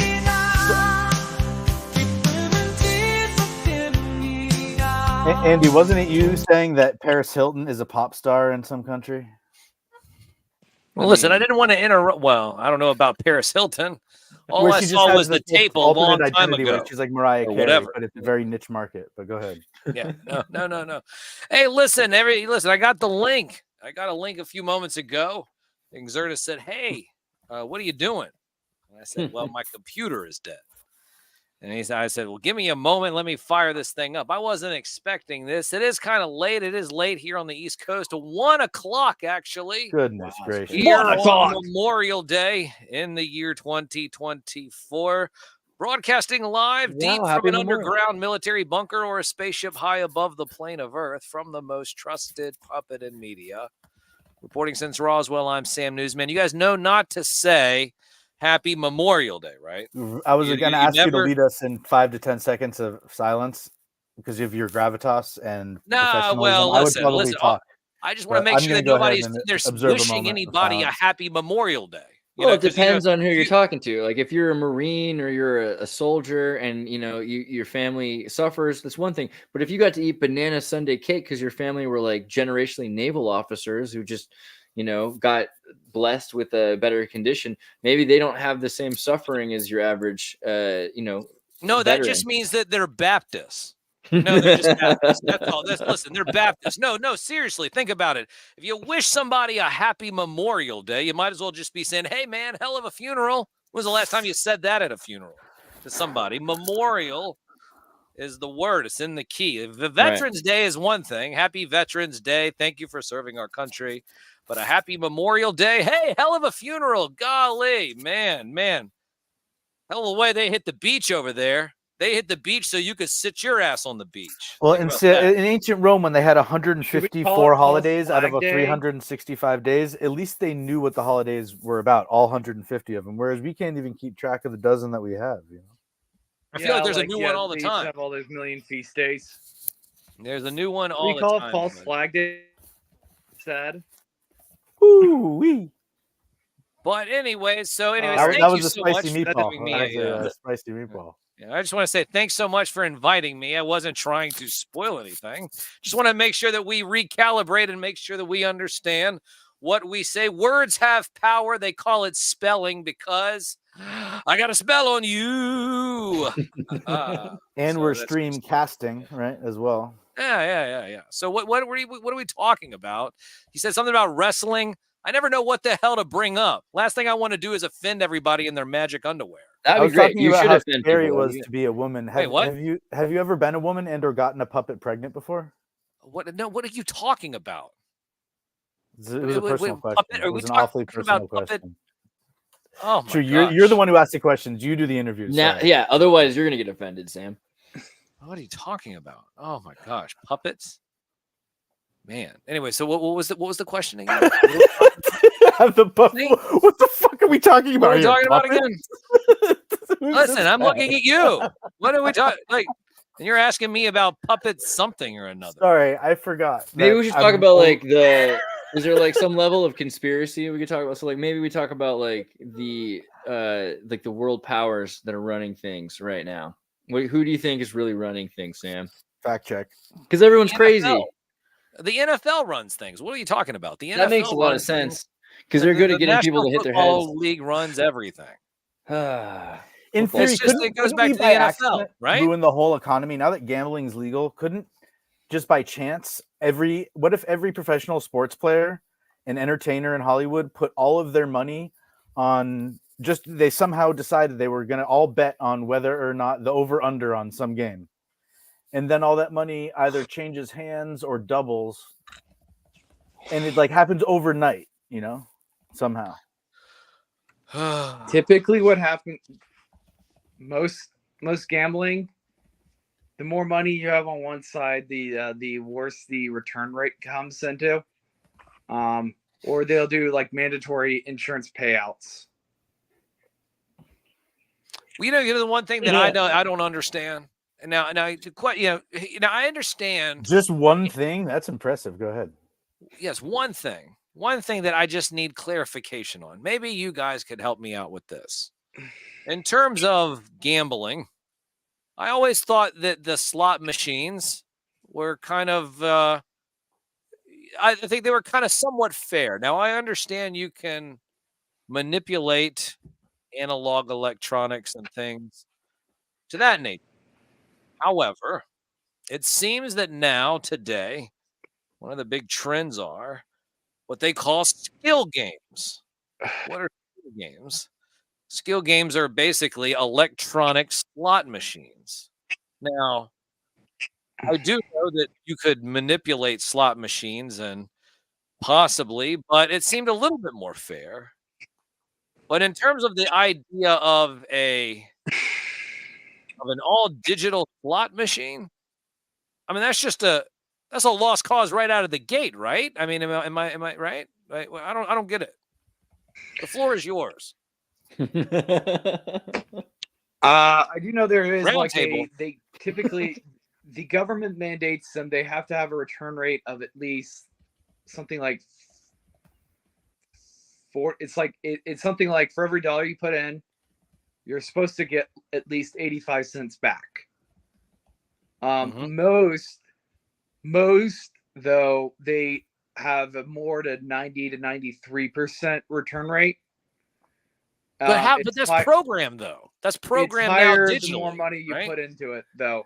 I think that it's the thing because there's inflation of digital currency, so you're more likely to win than ever because there's more money going around. So you can win a little bit here, you can win a little bit there, and they know that they're going to make 10 times as much back from people entering the machines. So you're going to experience more win scenarios without making more money, right? Whereas at the old mechanical slot machines are just as easy to rig. You can have them have a not equal probability chance, right? You can have them like every so often or after a certain amount of time or once the thing weighs this amount because so much money's in it, things affect the machine. And we've seen tons of examples of rigged machines, right? So you think it's more fair now? If someone in the chat says that it's even more, it's rigged more efficiently now, but you're rigged saying more that efficiently. I think that's the better term. I mean, rigged more Right. efficiently in a way that you feel like you're winning and they make more money. The joke is, I I mean, think it's there's not not rigged. much- It's But do you just win a fixed now, jackpot? How does a jackpot determine from some digital algorithm in a digital machine in the back It's end? not a digital one. It's literally just Indian blackjack, not Indian bingo. The type of odds is very specific. Or what the gambling game machines, the odds and probability are of that of Indian bingo. That is very, very regulated. So you can't. Maybe the fish game where you like shoot fish and like dragonflies. That may be a little bit different, but most of them it's super heavily regulated of what type or the mechanism of chance is very regulated. Are we supposed to call you out on being racist for calling it Indian bingo or something? Or? Damn it! You beat me to it. Would you stop it? God bless America. I was going to say, is it Well, still called? all of us Is weren't it going to still stand called by. Indian bingo, or is It's it good to called know that if I didn't say applesauce something, bingo? he was What the hell? Well, I learned to play a game called Egyptian rat fuck when I was growing, or rat screw, I With guess. what? Depending, yeah. And it was a card game though, instead of war. I mean, in theory, teaching your children about war, you'd rather them know. Did you call it Old Maid or did you call it Go Fish? That's the question. You called that Grandpa's game. Grandpa's game. King Grandpa's game was poker and Yahtzee. I was like Yahtzee and Chinese checkers. Although I feel like that's racist because the Chinese didn't actually invent Chinese checkers. It's like from Norway or something in the 60s. I saw a meme today online. It said, "Did you remember having all of the pieces to Mousetrap?" Oh, gosh. Mousetrap. Just the first night. Yeah, I think that game. First night, we played it one time and then we lost everything. But that game was a metaphor for 9/11. Get it? Because like how at the end there's this mouse trap that comes down and it falls down a vertical thing and it traps something at the bottom, and that's the gold in the basement of the World Trade Center. And again, it's one of these predictive programming things. And why didn't it seem so abnormal that this thing came straight down? Is because since childhood we've been programmed to know that's exactly how things fall, you know.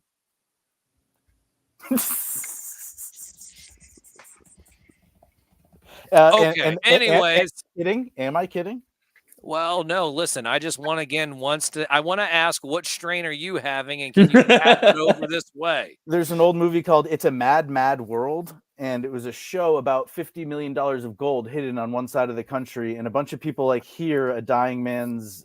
That's not what the movie's called. It's called "It's a Mad, Mad, That was Mad, a Mad horribly World." edited Mad, film, Mad, Mad too. World. Horribly edited. I saw that film. It was very funny. But at the beginning, there's a car that zooms off the edge of a cliff, and they said, yeah, it really sailed over the edge. And they like awkwardly keep repeating the word sailed, because in the old times, sailing meant flying. So Columbus like did sail the ocean blue. It was like pretty impressive that he made it the whole way. But why did the modern people pretend it was in a boat? What? Because the ocean was blue because they kept spying in it, and spying was the name for metal smelting, and so the whole ocean is full of like a lot of copper and iron. And you how the hell did we go from Mousetrap to 9/11 to we Columbus sailed over the sailing ocean, and across instead the of being ocean? purple Don't like you Homer feel like said, you're it's in blue. an asylum right Ocean's now playing blue. Grandpa's I game? feel like we're just sticking. We're like doing associative dreaming right now. It was to get away listen, from the trauma of 9/11. Somebody asked in the chat. Okay, so all right, so hold on, Poser. Here's the question. This is for you. There's another good one. What is the sacred metaphor for hungry, hungry hippos? Go. Hungry, hungry BBWs. You know how BBWs eat? I won't go there, but I'll let Alfred so that was do the it. moment when the sponsor, you should have just held up a bag of chips and you should have said, hey, this stream is brought to you by blah, blah, There blah. we go. Yeah, blah. drink There it is, mineral see, water. There it is. Oh, Drink yeah. mineral water. Brought to you by yeah. the Mormons, Kirkland. Yeah, you know what you do. Exactly. No, we got to start drinking. Exactly what Prime I on was looking stream. for. I forgot. That was what I was gonna do before the stream. I was gonna get Logan Paul's drink from the local store and try to get him to listen. sponsor us. I read the other day. I think that Prime drink has about what was it? What did they say? Oh yeah, it was about 3 times the levels of forever Caffeine. plastics or whatever that is required. But Now, so from it's a public 3 safety, times more public service toxic than announcement, it should be. I know as a broadcaster, every now and then there's a PSA, and there's something going on out there that people should know about. So there is a product that Prime produces that's called Prime Energy, and the coloring and branding is very similar, but it does come in like a can with a pop top as opposed to a screw-off lid, and that has caffeine in it. That's like a Red Bull. But now children don't realize this, and adults don't realize it when they're buying it for their children or even consuming it themselves. I had an experience where, you know, those little drops that you put in the water, it was called Mio for a while, MIO. Yes, I remember Mio. There was Mio Energy, and I didn't realize I had bought Mio Energy, and I was literally on safari in Africa, and I've never had to pee so bad, but we were literally at the part of the like half a day safari. I didn't go deep in the wood or the jungle and pay a lot of money or anything, but there was like jaguars that were like, we were on the track of like the predators that was like, no, we definitely can't go pee here. Like this is where they'll like learn to track humans. But it wasn't until after that day I'm like, why was I so fucked up? Why did all my water go through me so quick? And it was because I was really thirsty, and I put a huge squirt of this, what I thought was just electrolytes, and it was electrolytes and caffeine. And so yeah, public service announcement, careful, read the label twice, never hurts. Yeah.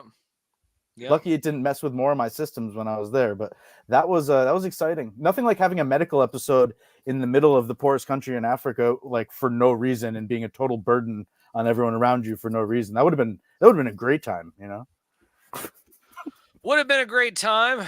Is there any other games that you guys can think of that there's some type of metaphor that we can circle back to the modern Fortnite. day and conspiracies. Fortnite's the perfect metaphor for our reality, right? Well, so Because- Hungry Hungry Hippo is based on the paradigm of scarcity, and there's this free-for-all frenzy Let's do to Hungry go Hippo then. claim the common goods and scrape it back to your own That's what I territory, was looking so for. that you can Yes. hoard it and nobody else can. So you get. There was a lot of Yes, time there we for me go. to. I was actually kind of slow on the draw there. Fantastic. Yeah, okay, There you go. next. That's what I Next. was looking for. All right. Anybody else have something? Candyland. Don't you remember Candyland's pretty good. Candyland? Oh, I love that game. Oh Markov my gosh. process. What is all right? So what is Thank can you, I Katie. get somebody to comment and tell me what the metaphors in Candyland are all about? I think it's about like parts, like times in your life that you get stuck, you know? And so, like, let's say someone slips, cleaning ice and they they fall on their back, and then the doctor prescribes them Vicodin, and they don't really realize it, but they become addicted to Vicodin, and like they're like a substitute teacher living in Massachusetts that's just taking Vicodin now all the time, and they're stuck in like the molasses swamp for 32 turns, until they can There get it out. is. Yeah. There it is. Yep. Well, yoga, you're muted. Isn't it Unusual, called isn't it? Mother's Little Helper? There was a song about that. Was that was it the Rolling Stones? But mothers go running for the shelter of Mother's Little Helper. If you take 2 more of those, that'll be an overdose. And I think it was referring to Valium, not to Vicodin. But it's a tale as old as time. It's Tale as old as What say you, Altoids? What is Candyland all about? Following directions. See? Kids are Simple. horrible. That's it. You think it's about Kids the like Nazis? game, What do but you mean? They want to they look at it. They're like, oh, I want to be in this area. So they'll just put their place. And the parent is supposed to teach them no, you have to have patience. This game is all about patience. You have to learn how to always follow felt- the rules. Because the I always 5-year-old, felt the worst part was when you sat there and you had to go back about like 20 spaces because you hit like the wrong square. You scroll back down. And I also think it taught patience, because it was a game where the person that was all the way out ahead could suffer massive consequences, and someone Yes. midway through the pack could all of a Yes. sudden get some sort of. Absolutely. I don't remember the specific rules of Candyland, but yeah, it was more about instead of promoting the ideas of class warfare or stratified society, the game of life was more like, well, you're either going to be a doctor or a lawyer and make this much money, or you're going to be a failure in life and make this much money. And so, okay, the 6-year-old playing the game's like, I think I get it. What was it? There was another I game mean, like in the most 80s. like games like Sorry. Sorry's good. I love Sorry. Sorry. Sorry is a or good- like the Sorry. game of life. It's very mathematical. I feel Game like of life trouble, is- many, The exceptions game to of the life rule. is messed up, actually. So Trouble. Sims and the game of life, these games that train you like to be an astronaut or to be a programmer, like the jobs that they tell you are the best jobs to get. Oh, Sorry was a good game because it's a bit more timeless. Like whatever the changes are to reality, whatever the new mode of success is, there's always some sort of crises, potential disasters. Sorry is great. Sorry. Yeah, like this Sorry is all about everyone trying to achieve their own excellence in whatever metaphor that they have. Maybe as a doctor, a lawyer, an engineer, or like a miner, who knows?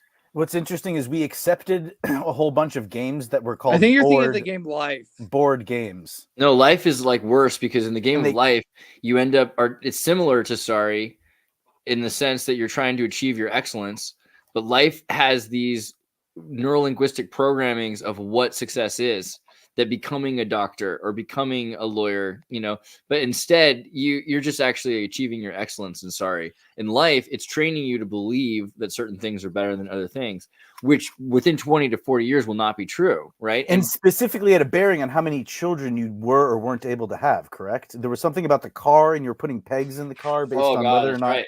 you got married or reproduced. I mean, talk about driving some sort of paradigm home. Yeah, like can you imagine some guy in Venezuela on a tuk-tuk with 36 kids and a chicken on the back saying like, yeah, there should definitely be a version of the game like that, though. Yeah, let's play the game, third world And game then of show life. what happens when the power grid goes down and who actually survives. Fourth world edition. Yeah. What was another Who one? like Oh, played well, the Sims game? Like which one? Like Sims, like the Sim game, SimCity, like, Sims, for like Sims, Sims yeah. people. Yeah, I and played it. like the only times I would play these games, I would play like for 4 or 5 hours, just trying to get all the people to have sex. That's like all I did. I was Did just you like, have do you okay, have the let's do you get have the basement mod or not? person to do something The weird with this basement person. mod. If you don't have the basemental mod, then you can't do that. Like you need to patch your Sims game with police SWAT raids, drug dealing. There's My a lot. God. Yeah. This I is li- Now, is that fantastic. interesting? Basemental, Nobody? like Just as me? in Okay. in the base, Just or is it you. like based Fantastic, mindset, though. or is it like base? You should meaning- live stream it on Twitch. I really should. I know. Like the thing is, if you're not careful, Xirtus World. your Sims can get arrested, and you can also set up like different households. You can have like the lesbian crackhead, and you can also they can be have drug addiction dependencies. So you have one house which is a crack house where everyone's dependent, and if people go over to that house, they try to engage and trick people, and they're always trying to sell. And the economy that between this thing and the police that are raiding the houses because they have to figure out which houses this is happening in. I mean. The Sims game can be amazing. They just don't want it to be, or I think that it's a secret rather. So I just got an idea. I got an idea. You need to feel have like it would be a good- Xirtus's world. Like make it, Xirtus's world, your own little sim, and you can create houses of all the different streams with all of us in different streams, and you can have all us running around your world, your Sims world. And you'll have your own and, storyline. You'll get addicted to smoking crack while you're on stream, Sam Newsman, and then you'll have this whole recovery arc, and it'll be you'll give people like a behind the curtain look. No, I don't know. How did you make a joke about Rekieta Called Lost so kayfabe. fast? That was like really almost obscene. I can't Rekieta believe. How did you do that? Because I You was guys just are- watching Alex Stein, and I love my I love so Nick. depressed. That's messed up. I love Nick. Guys, no, Nick is cool. Like though. he That's the like thing. exploded though. Like he got Sim so Andreas, popular that's so quick. funny. Sim Andreas, GTA Sim Andreas. Oh, I might have to. Sim Andreas. We might have I to think talk. that's good. That might be. There That's might be really something- good. I There think might be that's a good something one. there. There might be. I like it. Sim Andreas. Just make sure that I'm about 3.5 feet tall. Give me Yeah. another like half foot. I'm a big fan of little people in general. You know that. You know that. Little people Well, are I big might in be my smaller vision. than they are. See, I say How there's like tall was Alf? Right? Alf was like only 2 foot something, right? watch your No, but cat. he ate cats. Yeah. See, is Alf, that a metaphor for eating put? Max. No, it's just Chinese down the street. That's all. Is that what they Oops. call it? Is that what the kids call it nowadays? Yeah. Yeah, it's called General So. That's what it's called now. But Dude. we all know that it's General Heathcliff. Oh my God, that reminded me. You said you like small people, and Shauna Ray. With the what? You've What heard do the you say? Shauna Ray show? Negative. The Shauna Ray show. Negative. Oh, it's a girl that's like 2, but she looks like she's 8 because she got Michu- like cancer. Michu was only 2'9" tall. Ugh. Dude, Michu was short. Ugh. Was that the guy in the suit? Yeah, that's the guy who played Alf. No way. What? Yeah, I didn't know yeah. that. What? Michu is awesome. No, I he's did not awesome. know Are you that. kidding me? Yeah. If that Dude. guy actually liked to eat cats, I wouldn't even really hold it against him. Think about how scary they'd be to him. They're huge. Dude. It'd be like a lion to us. Yeah. It's pretty crazy, actually. Michu. Wow. What is Michu with Michael Jackson? That's so awesome. Yeah, so little people are great. I don't know. Just saying. Well, just make sure that Pedro my size Martinez. is appropriate in Sim Andreas. I think that's Yeah. quite clever. So Yeah. Pedro Touche, Martinez whoever said used one. He had a guy not used, but it was kind of his mascot, his good luck charm, and he would carry him around like that with one arm, one hand. It's pretty impressive that able to keep them alive and healthy. Sometimes older than tall people live. Indeed. So Altoids, the other day I saw Altoids that came up on my feed. It was part of some of the candies of the 2000s that no longer exist. One of them was Altoids Sour. Do you remember the Altoids Sour? They came Vaguely, out yeah. I with was like, Al- Oh, for sure. You They remember had the sugar. Altoids They had Sour? sugar alcohol in them. Is I what think it was. I think they It was went like out 0 in calorie. about 2009. I think is when they stopped selling those, but they were around for a couple of years. Altoids had a bunch of different ones, so it I just heard they saw were the name causing and it they were reminded me. causing people to grow a third ear on their forehead, and so they had to discontinue them because otherwise they were really good, And the only real reason they would have pulled them off is because they were making people grow a third ear, obviously. Altoids for me came from the name, since Aiden is like, the joke of, I don't need no man no more. My son Aiden is my king. I always thought that joke was funny, but so I was like thinking of what would be if I was like playing that character, like as a woman who had like a single mom with a son named Aiden. I was thinking, well, okay, my name's Aiden, so why don't I name it Altoids? Yeah. Altoids, Mama's calling. Mama is calling.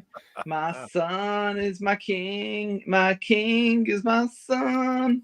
Now, Sam Newsman, did you catch the AI clip that Aiden shared with us earlier in the stream? Negative, I did not. Oh, we should watch so his I comedic guess styling. Wait, yeah, play it up. Play it again. We should Sam. watch. We should watch Hey, a different play it one. again, He has a bunch of them. We could watch a different one. But his voiceovers are pretty next level. Do you want to as well. do There's the one in Hunter the Biden? cafe. Hunter Yeah, Biden the one? Hunter Biden one was pretty. Oh was yes, do the Hunter fun to Biden. do. Yes, Okay. please do. Stupid bitch, Haley. Give her $10,000. For $10,000, she just looked at me and what? Hunter, let's go bumping. She loves me. She loves me not, that whore. You're ignoring me, Hunter. No, I don't. Stop. Stop. No, I can't be with you. Okay. No more cocaine. No more. I don't want it. I want this. You, Hunter. Those thoughts over there. Slutty ass. You girl. It's a lot of money for $10,000. That whore over there. She fucking saw me. Oh my god. Hot ass. My skin is glistening. Hard. Hello, baby. Do I know you? You wanna do some cocaine with me? Bumping. Bro, I don't fucking know you. The hoe is nagging me. Fucking 8-ball. You girls want to be with me? Yes. She doesn't respond to your phone calls. Haley would never say that. She took a real dark turn, didn't it? Jeez. All girls do that. All girls do that. Oh, God, I got to shit. Those do drug binges, This coke's taking too long. Especially if the strippers are negging you, it can take a real dark turn.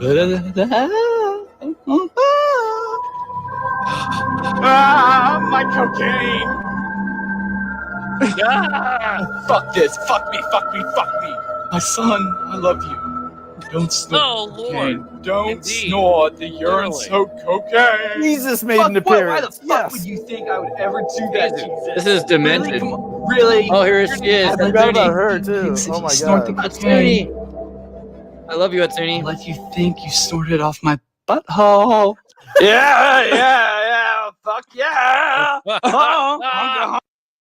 You got issues, bro. Yeah, so this stream so just make sure you know that this stream will be deleted upon the end. Just because, Okay, there's something about that one I want to point out. The thing I should advertise about that is that the great, the scene. Hunter Biden looks like he's partying. His skin is glistening. Stable Baselines 3. That's the big new supermodel that they've been trying to advertise, but they can't find a way to monetize that well. Which one is They may actually have to sell Stable Baseline 3? a company that does stable diffusion, like the stability AI. They may be selling a lot of their assets because they cannot find a way to monetize them very well. Oh no. And The end of free. Stability AI. Oh, Stability AI. Stability Baselines is part of OpenAI when they were just trying to do generic, like nerdy research. Brutal. But if you go on to Stability AI, their Stable Diffusion 3 has some, it's very vibrant coloring. Very weird, vibrant coloring. And they have a very good Stable Diffusion video it's not as advanced as Pika, but it's very different than Pika's. I like how So- Sam's talking to someone off screen. That's pretty His quality. producer is having an argument with him right now. Sam, you all right? It's everything. Everything's fine. Just a little snafu here. Oh, I'm sorry. So, Well, I wasn't trying to distract anybody. Like I said, that's why I tried to mute the microphone. no, you're good. Hold on. I'm trying to figure out if It's we got about blending the 10 line between performer and the person behind the performance, and because if you were Actually, actually a good example of just There's a whole crew. There's a crew here. There's a producer over there. There's a bunch of guys behind the glass over there. Just hit mute, and you'd be arguing with someone off here? screen. To the core, spreading peace and love, but you can't ignore. Gonna reshape the world, make it all fair and square. No more private property, we're all gonna share. Call me PC, cause I'm politically correct. Using words like weapons, gotta show respect. Manipulate the language, control the narrative. Make you question everything, make you wanna live. We'll know nothing and be happy, that's the goal. No more greed, no more power, taking back control. World peace, our force, share, we'll make it right. In the name of justice, we'll shine a light. Shine a light. Redistributing wealth, leveling the playing field. No more exploitation, that's the deal. From the streets to the ivory tower, we're gonna seize the means, feel the power. Language is a weapon, gotta use it right. Yeah. Reframe the conversation, change the fight. Equality for all, no matter race or creed, that's the vision. We're gonna make a whole bunch of woke leftist communist rap. It's gonna Wow, be that huge, was man. next level. The peaceful sounding lyrics. Woke those were the leftist communist words rap. of war. Bro, Kind of that's how you do it. fighting That's, words. that's the Yes. answer to the thing, yeah. As Bob Marley would say, he said, "Me not after I love songs," you know. Well, what are you working on there, Altoids? Is that your new video? It was an idea I had about creepy Teletub babies, because that was like, it kind of went a little bit better with the what a lot of people are really they like Videorama 70, the 70 millimeter Videorama 1950s stuff. Yeah, the trailer thing. Yeah, which are good. I just wish like We gotta do But, scenes. I want to do scenes instead of trailers, basically. Yeah, that's the yeah, answer. that's like the thing that I think a lot of people like more is like the weird or like demonstration of what you can do. Hey, you know what you could do, Xirtus? Just like weird.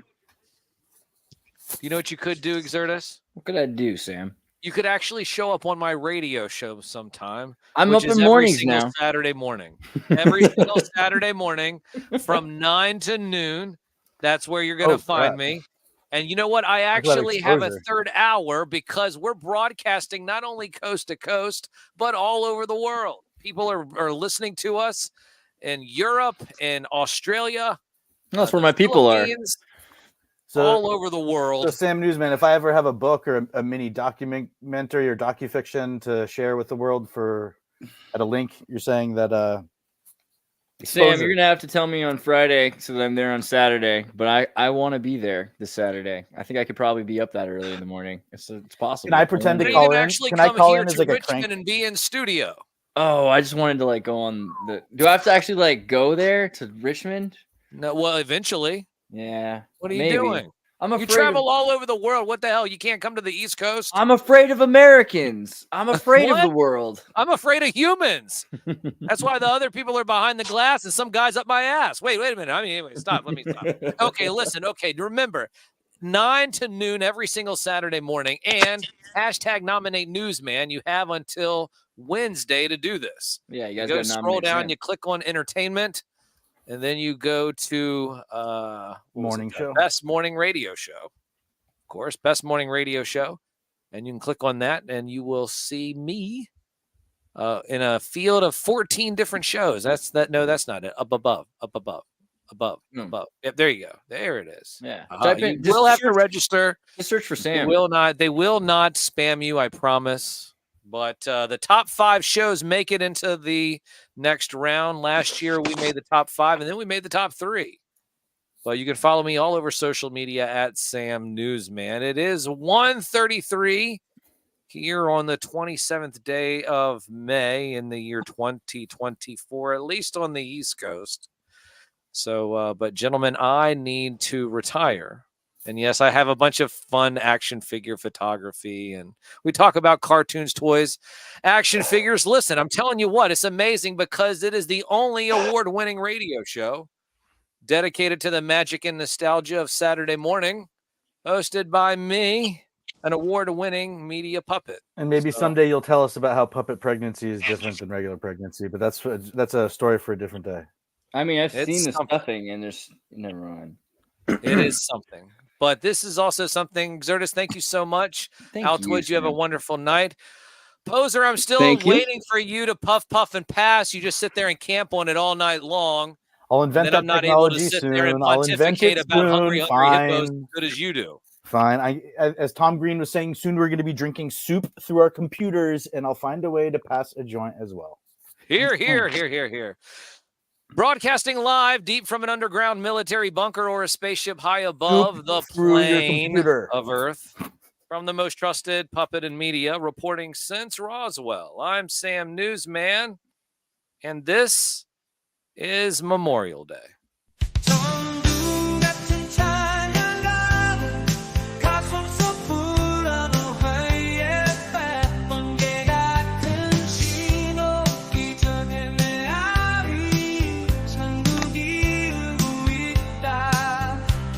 No gun will.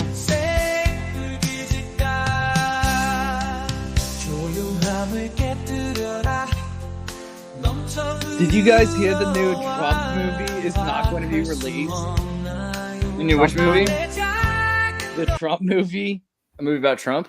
Oh yeah. Because there was a whole bunch of lies in that movie. They were gonna make it that Trump was he molested his daughter. They all these alleged crazy things they were writing into this movie. That And the funny thing is, they're gonna like, get sued to death over, you know. Well, like the funding that movie came from was from the Robert, whatever his name, owner of the Redskins for a while. Like he did not like, they were trying to do something. Let's do a hip artsy movie for all these kids to watch. Like, as a fig leaf of like, hey, we can be friends with the media business, show, like movie, the movie thing. They're like, okay, we'll watch it if you make it a positive. Like, and I think what happened is their company didn't realize that their project was hijacked because, like, the director, there was some malicious actors, and I think what they were doing was they were giving a false version of what the film was going to be, and they had to finally show the final film that was going to be at Cannes, and it showed, and it was like something that was horrifically anti-Trump and anti-Roy Cohn film. Yeah. It's not the, they showed him raping his first wife.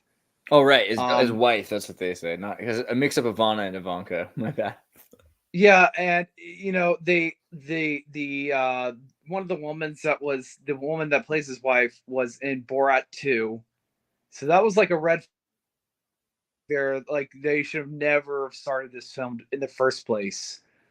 And the guy that is that was the director is a revolutionary Iranian who is in Sweden, who's living in Sweden, and he's like, no, we're going to show Trump as an evil fascist. It's like, okay, guys paid a lot of money. Has only but I feel like people Trump. want to make a movie that makes you feel the experience of how crazy it has been to be alive over the past decade, let alone 20 years, and watch the trajectory of Trump going from host of The Apprentice to populist outside candidate to somehow switching parties, and then everyone having amnesia, no one having the ability to retain more than 2.5 thoughts in their brain. There's already a great movie about Trump, incorporate it into starring Beau Bridges. Have you seen The Landlord? Oh no. So yeah, Landlord, 1969. Right? 1970. Beau Bridges. Yeah, The Landlord. Okay, so this movie is definitely 100% about a young man who is super duper wealthy from the East Coast, kind of pseudo new money, but like he's second generation in. And his parents have just everything in the world, and they build homes up on the Upper East Side and upstate New York and in Connecticut and things. He wants to do something himself. So he goes into the inner city and he buys a building and he becomes a landlord in Harlem, right? And all of a sudden he's interacting with African Americans who... Okay. And I could definitely see someone choosing that actor as kind of a proxy for either This a happened future, in the 1960s, though. or maybe Trump's older brother. Or This movie was made in 1970. Yeah, Probably this is his older before brother. Trump became everywhere. No, this is exactly like, check this out. Trump first landlord apartment building. And it began, no, not 1981. That's when he built his giant one. What about his 1970s? 1970s. Trump was 27 when he did Trump starts first his big career building. with his decades-old raised a federal lawsuit in 1973 for racial discrimination at a Trump housing development in New York. This is 3 years after his Trump housing development in New York, which he started in 1968, and then he got in trouble in 1973. He went and he pursued, he was being sued by the Justice Department for racial discrimination because he would not rent apartments in one of those developments to African Americans. This is totally a false statement, by the way. What actually ended up happening was he opened up his apartments to be rented by anybody, and he made it so that people had to actually like protect the renters and the dwellers in those apartment buildings, rather than people coming in and were destroying homes so that they could rebuild them, right? And he's saying, well, we actually have to maintain these residences, and if you want to stay here for generation after generation. But there was all these like housing laws that were going on, so he was trying to work in Harlem, and he actually helped a lot of Black people in Harlem. But they try to make it sound like he's this, horrible dude who, interfered with essentially other landlords who had figured out how to exploit African Americans and were owning those buildings in Harlem. And there's this crazy movie about it, really, because Bo Bridges goes and he finds out like there's this infrastructure designed to keep these people so poor that they can't escape, essentially, and that way they can live like at the most minimal level possible. Meanwhile, other people are trying to destroy those apartment buildings so they can build more expensive apartment buildings and move in rich people, but only after they terrorize the locals into leaving. Or they make it look like some gang burned down the building. Yeah, but like it's just enough to like, as the buildings are starting to fall apart, because this is 1970 in New York and it looked like a war zone. If you look at... yeah, and like this is during the like because I always thought it was interesting, like a lot of the dead-brained leftist journalists, they don't really attack Trump on that, that housing discrimination because they got like a talk to by like their, the owner of their company. They're like, shut up, you don't know anything about this. And Right. I think that's interesting. But like Trump in his book of the Art of the Persuasion, he talks a lot about the problem of fixed income housing. So there was like these huge amounts of people lived in these like amazing apartments, but they were only spending about $10 or $15 on rent every month in the 1970s and 80s. And it got to the point a lot of them were living very like they couldn't move on with their life because they had this apartment, but they couldn't like have kids in. And that was kind of interesting. And he also talks about a lot about how, fixed income apartment, but, or the Section 8 housing, those, since you don't have any responsibility, like taking care of that property, these places go to shit very quickly. You can't, they're like, there's a way of,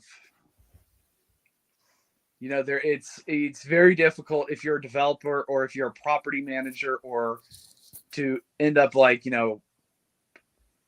living, or just having like an income, steady income from that. It was very hard back in the day. So as a last minute curveball, and I guess maybe we should let what Aiden said sink in instead of jumping away from it so far, because I appreciate you going into detail and sharing that type of interesting stuff. So Bill Maher had I believe a movie production company, and called it Kid and Play, which at the time was maybe like a hip hop reference. But they made a movie called Pizza Man that at the end has a Donald Trump impersonator sit there and do a very they might even refer to him as Donald or the Don. And there's like a bunch of like women and floozies around in the final scene. And it was really trying to make Donald Trump kind of comes over the top at the end of the movie and gives everyone like a reality check about the way the world really works or something. But it's something I'd never heard of before. Bill Maher's all the way around the news. Everyone could cast dirt on his name. He's been on some challenging interviews, but no one pulled out the Pizza Man card on Bill Maher. And this seems like one of these Mandela effects. I don't know. Yeah, how I missed this one. How could I have missed this movie? This is why, again, I knew Andreas. You give this to a Paranoid American too, he'll have a fucking field day with That's crazy because I've seen so many of the Bill Maher movies. Yeah, like the Avocado. What's it called? The Avocado Girls. Bill Maher. I did see the Amazonian one. That one. This is the only wild movie. Dude. Yeah, exactly. Right. Bill Maher. I think I remember seeing part of that. It was this like one was a little more Hollywood, and at least like again, Pizza Man. It's so specific, especially with the whole Pizzagate thing that came out afterwards. And no wonder you didn't hear about it, right? And he's been sitting there tapping his foot, staring into the camera, going, "Has anyone caught up with me yet? Has anyone caught up with me?" And again, like he's hoping that nobody. I don't even.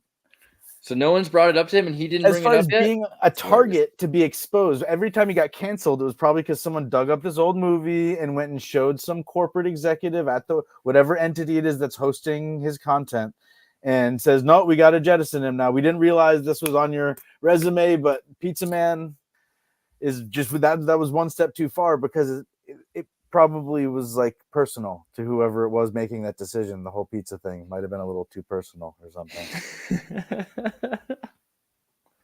That's my theory. Yeah. And on that note, everybody, have fun for being on a list for Googling that after the stream is over. No. Pretty much. I feel bad that we didn't talk about Garfield at all, but we could do that another time. Is Bill Murray still playing his voice? No, it's Chris. Chris Pratt. On. Chris Pratt. Chris Pratt. Oh no! What? How are you not gonna get? It's like the idea of being a fat, lazy old man. That's what a cat is, even when it's young and spry. How are you not? And I don't know that Bill Murray is fat or lazy. How are you gonna take the role away from Bill Murray? What? How? What? I think they want the kid.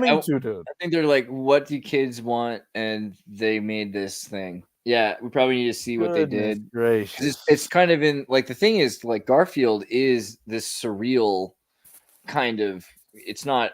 He likes lasagna. You don't have to. It's a cat. No, but Garfield is so postmodern. You know what I mean? Like there's something about Garfield that is deeper than it needs to be because it's always going. It has so little meaning that it has so much meaning. And he's stuck in that frame usually of those stupid cartoon strips, and he can't get out. Yeah? Well, like John Arbuckle, he's like this quintessential 35-year-old who can't get laid. And he's like living with two animals, but he can't really get his like. Yo, that's some awesome Garfield art. You know, Thank you. And his cats is kind of making fun of him about that.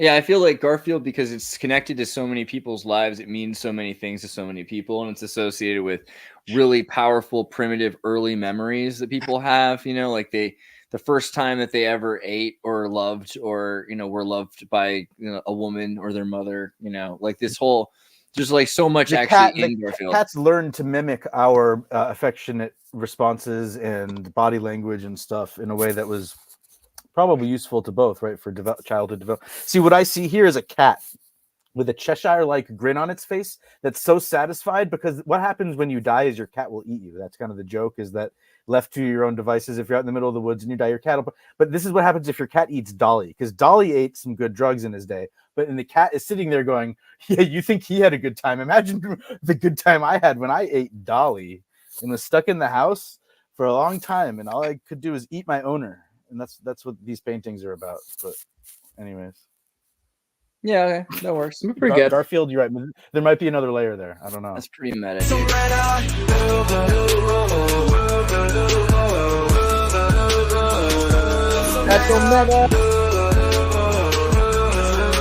I think it's time for it. That's so meta.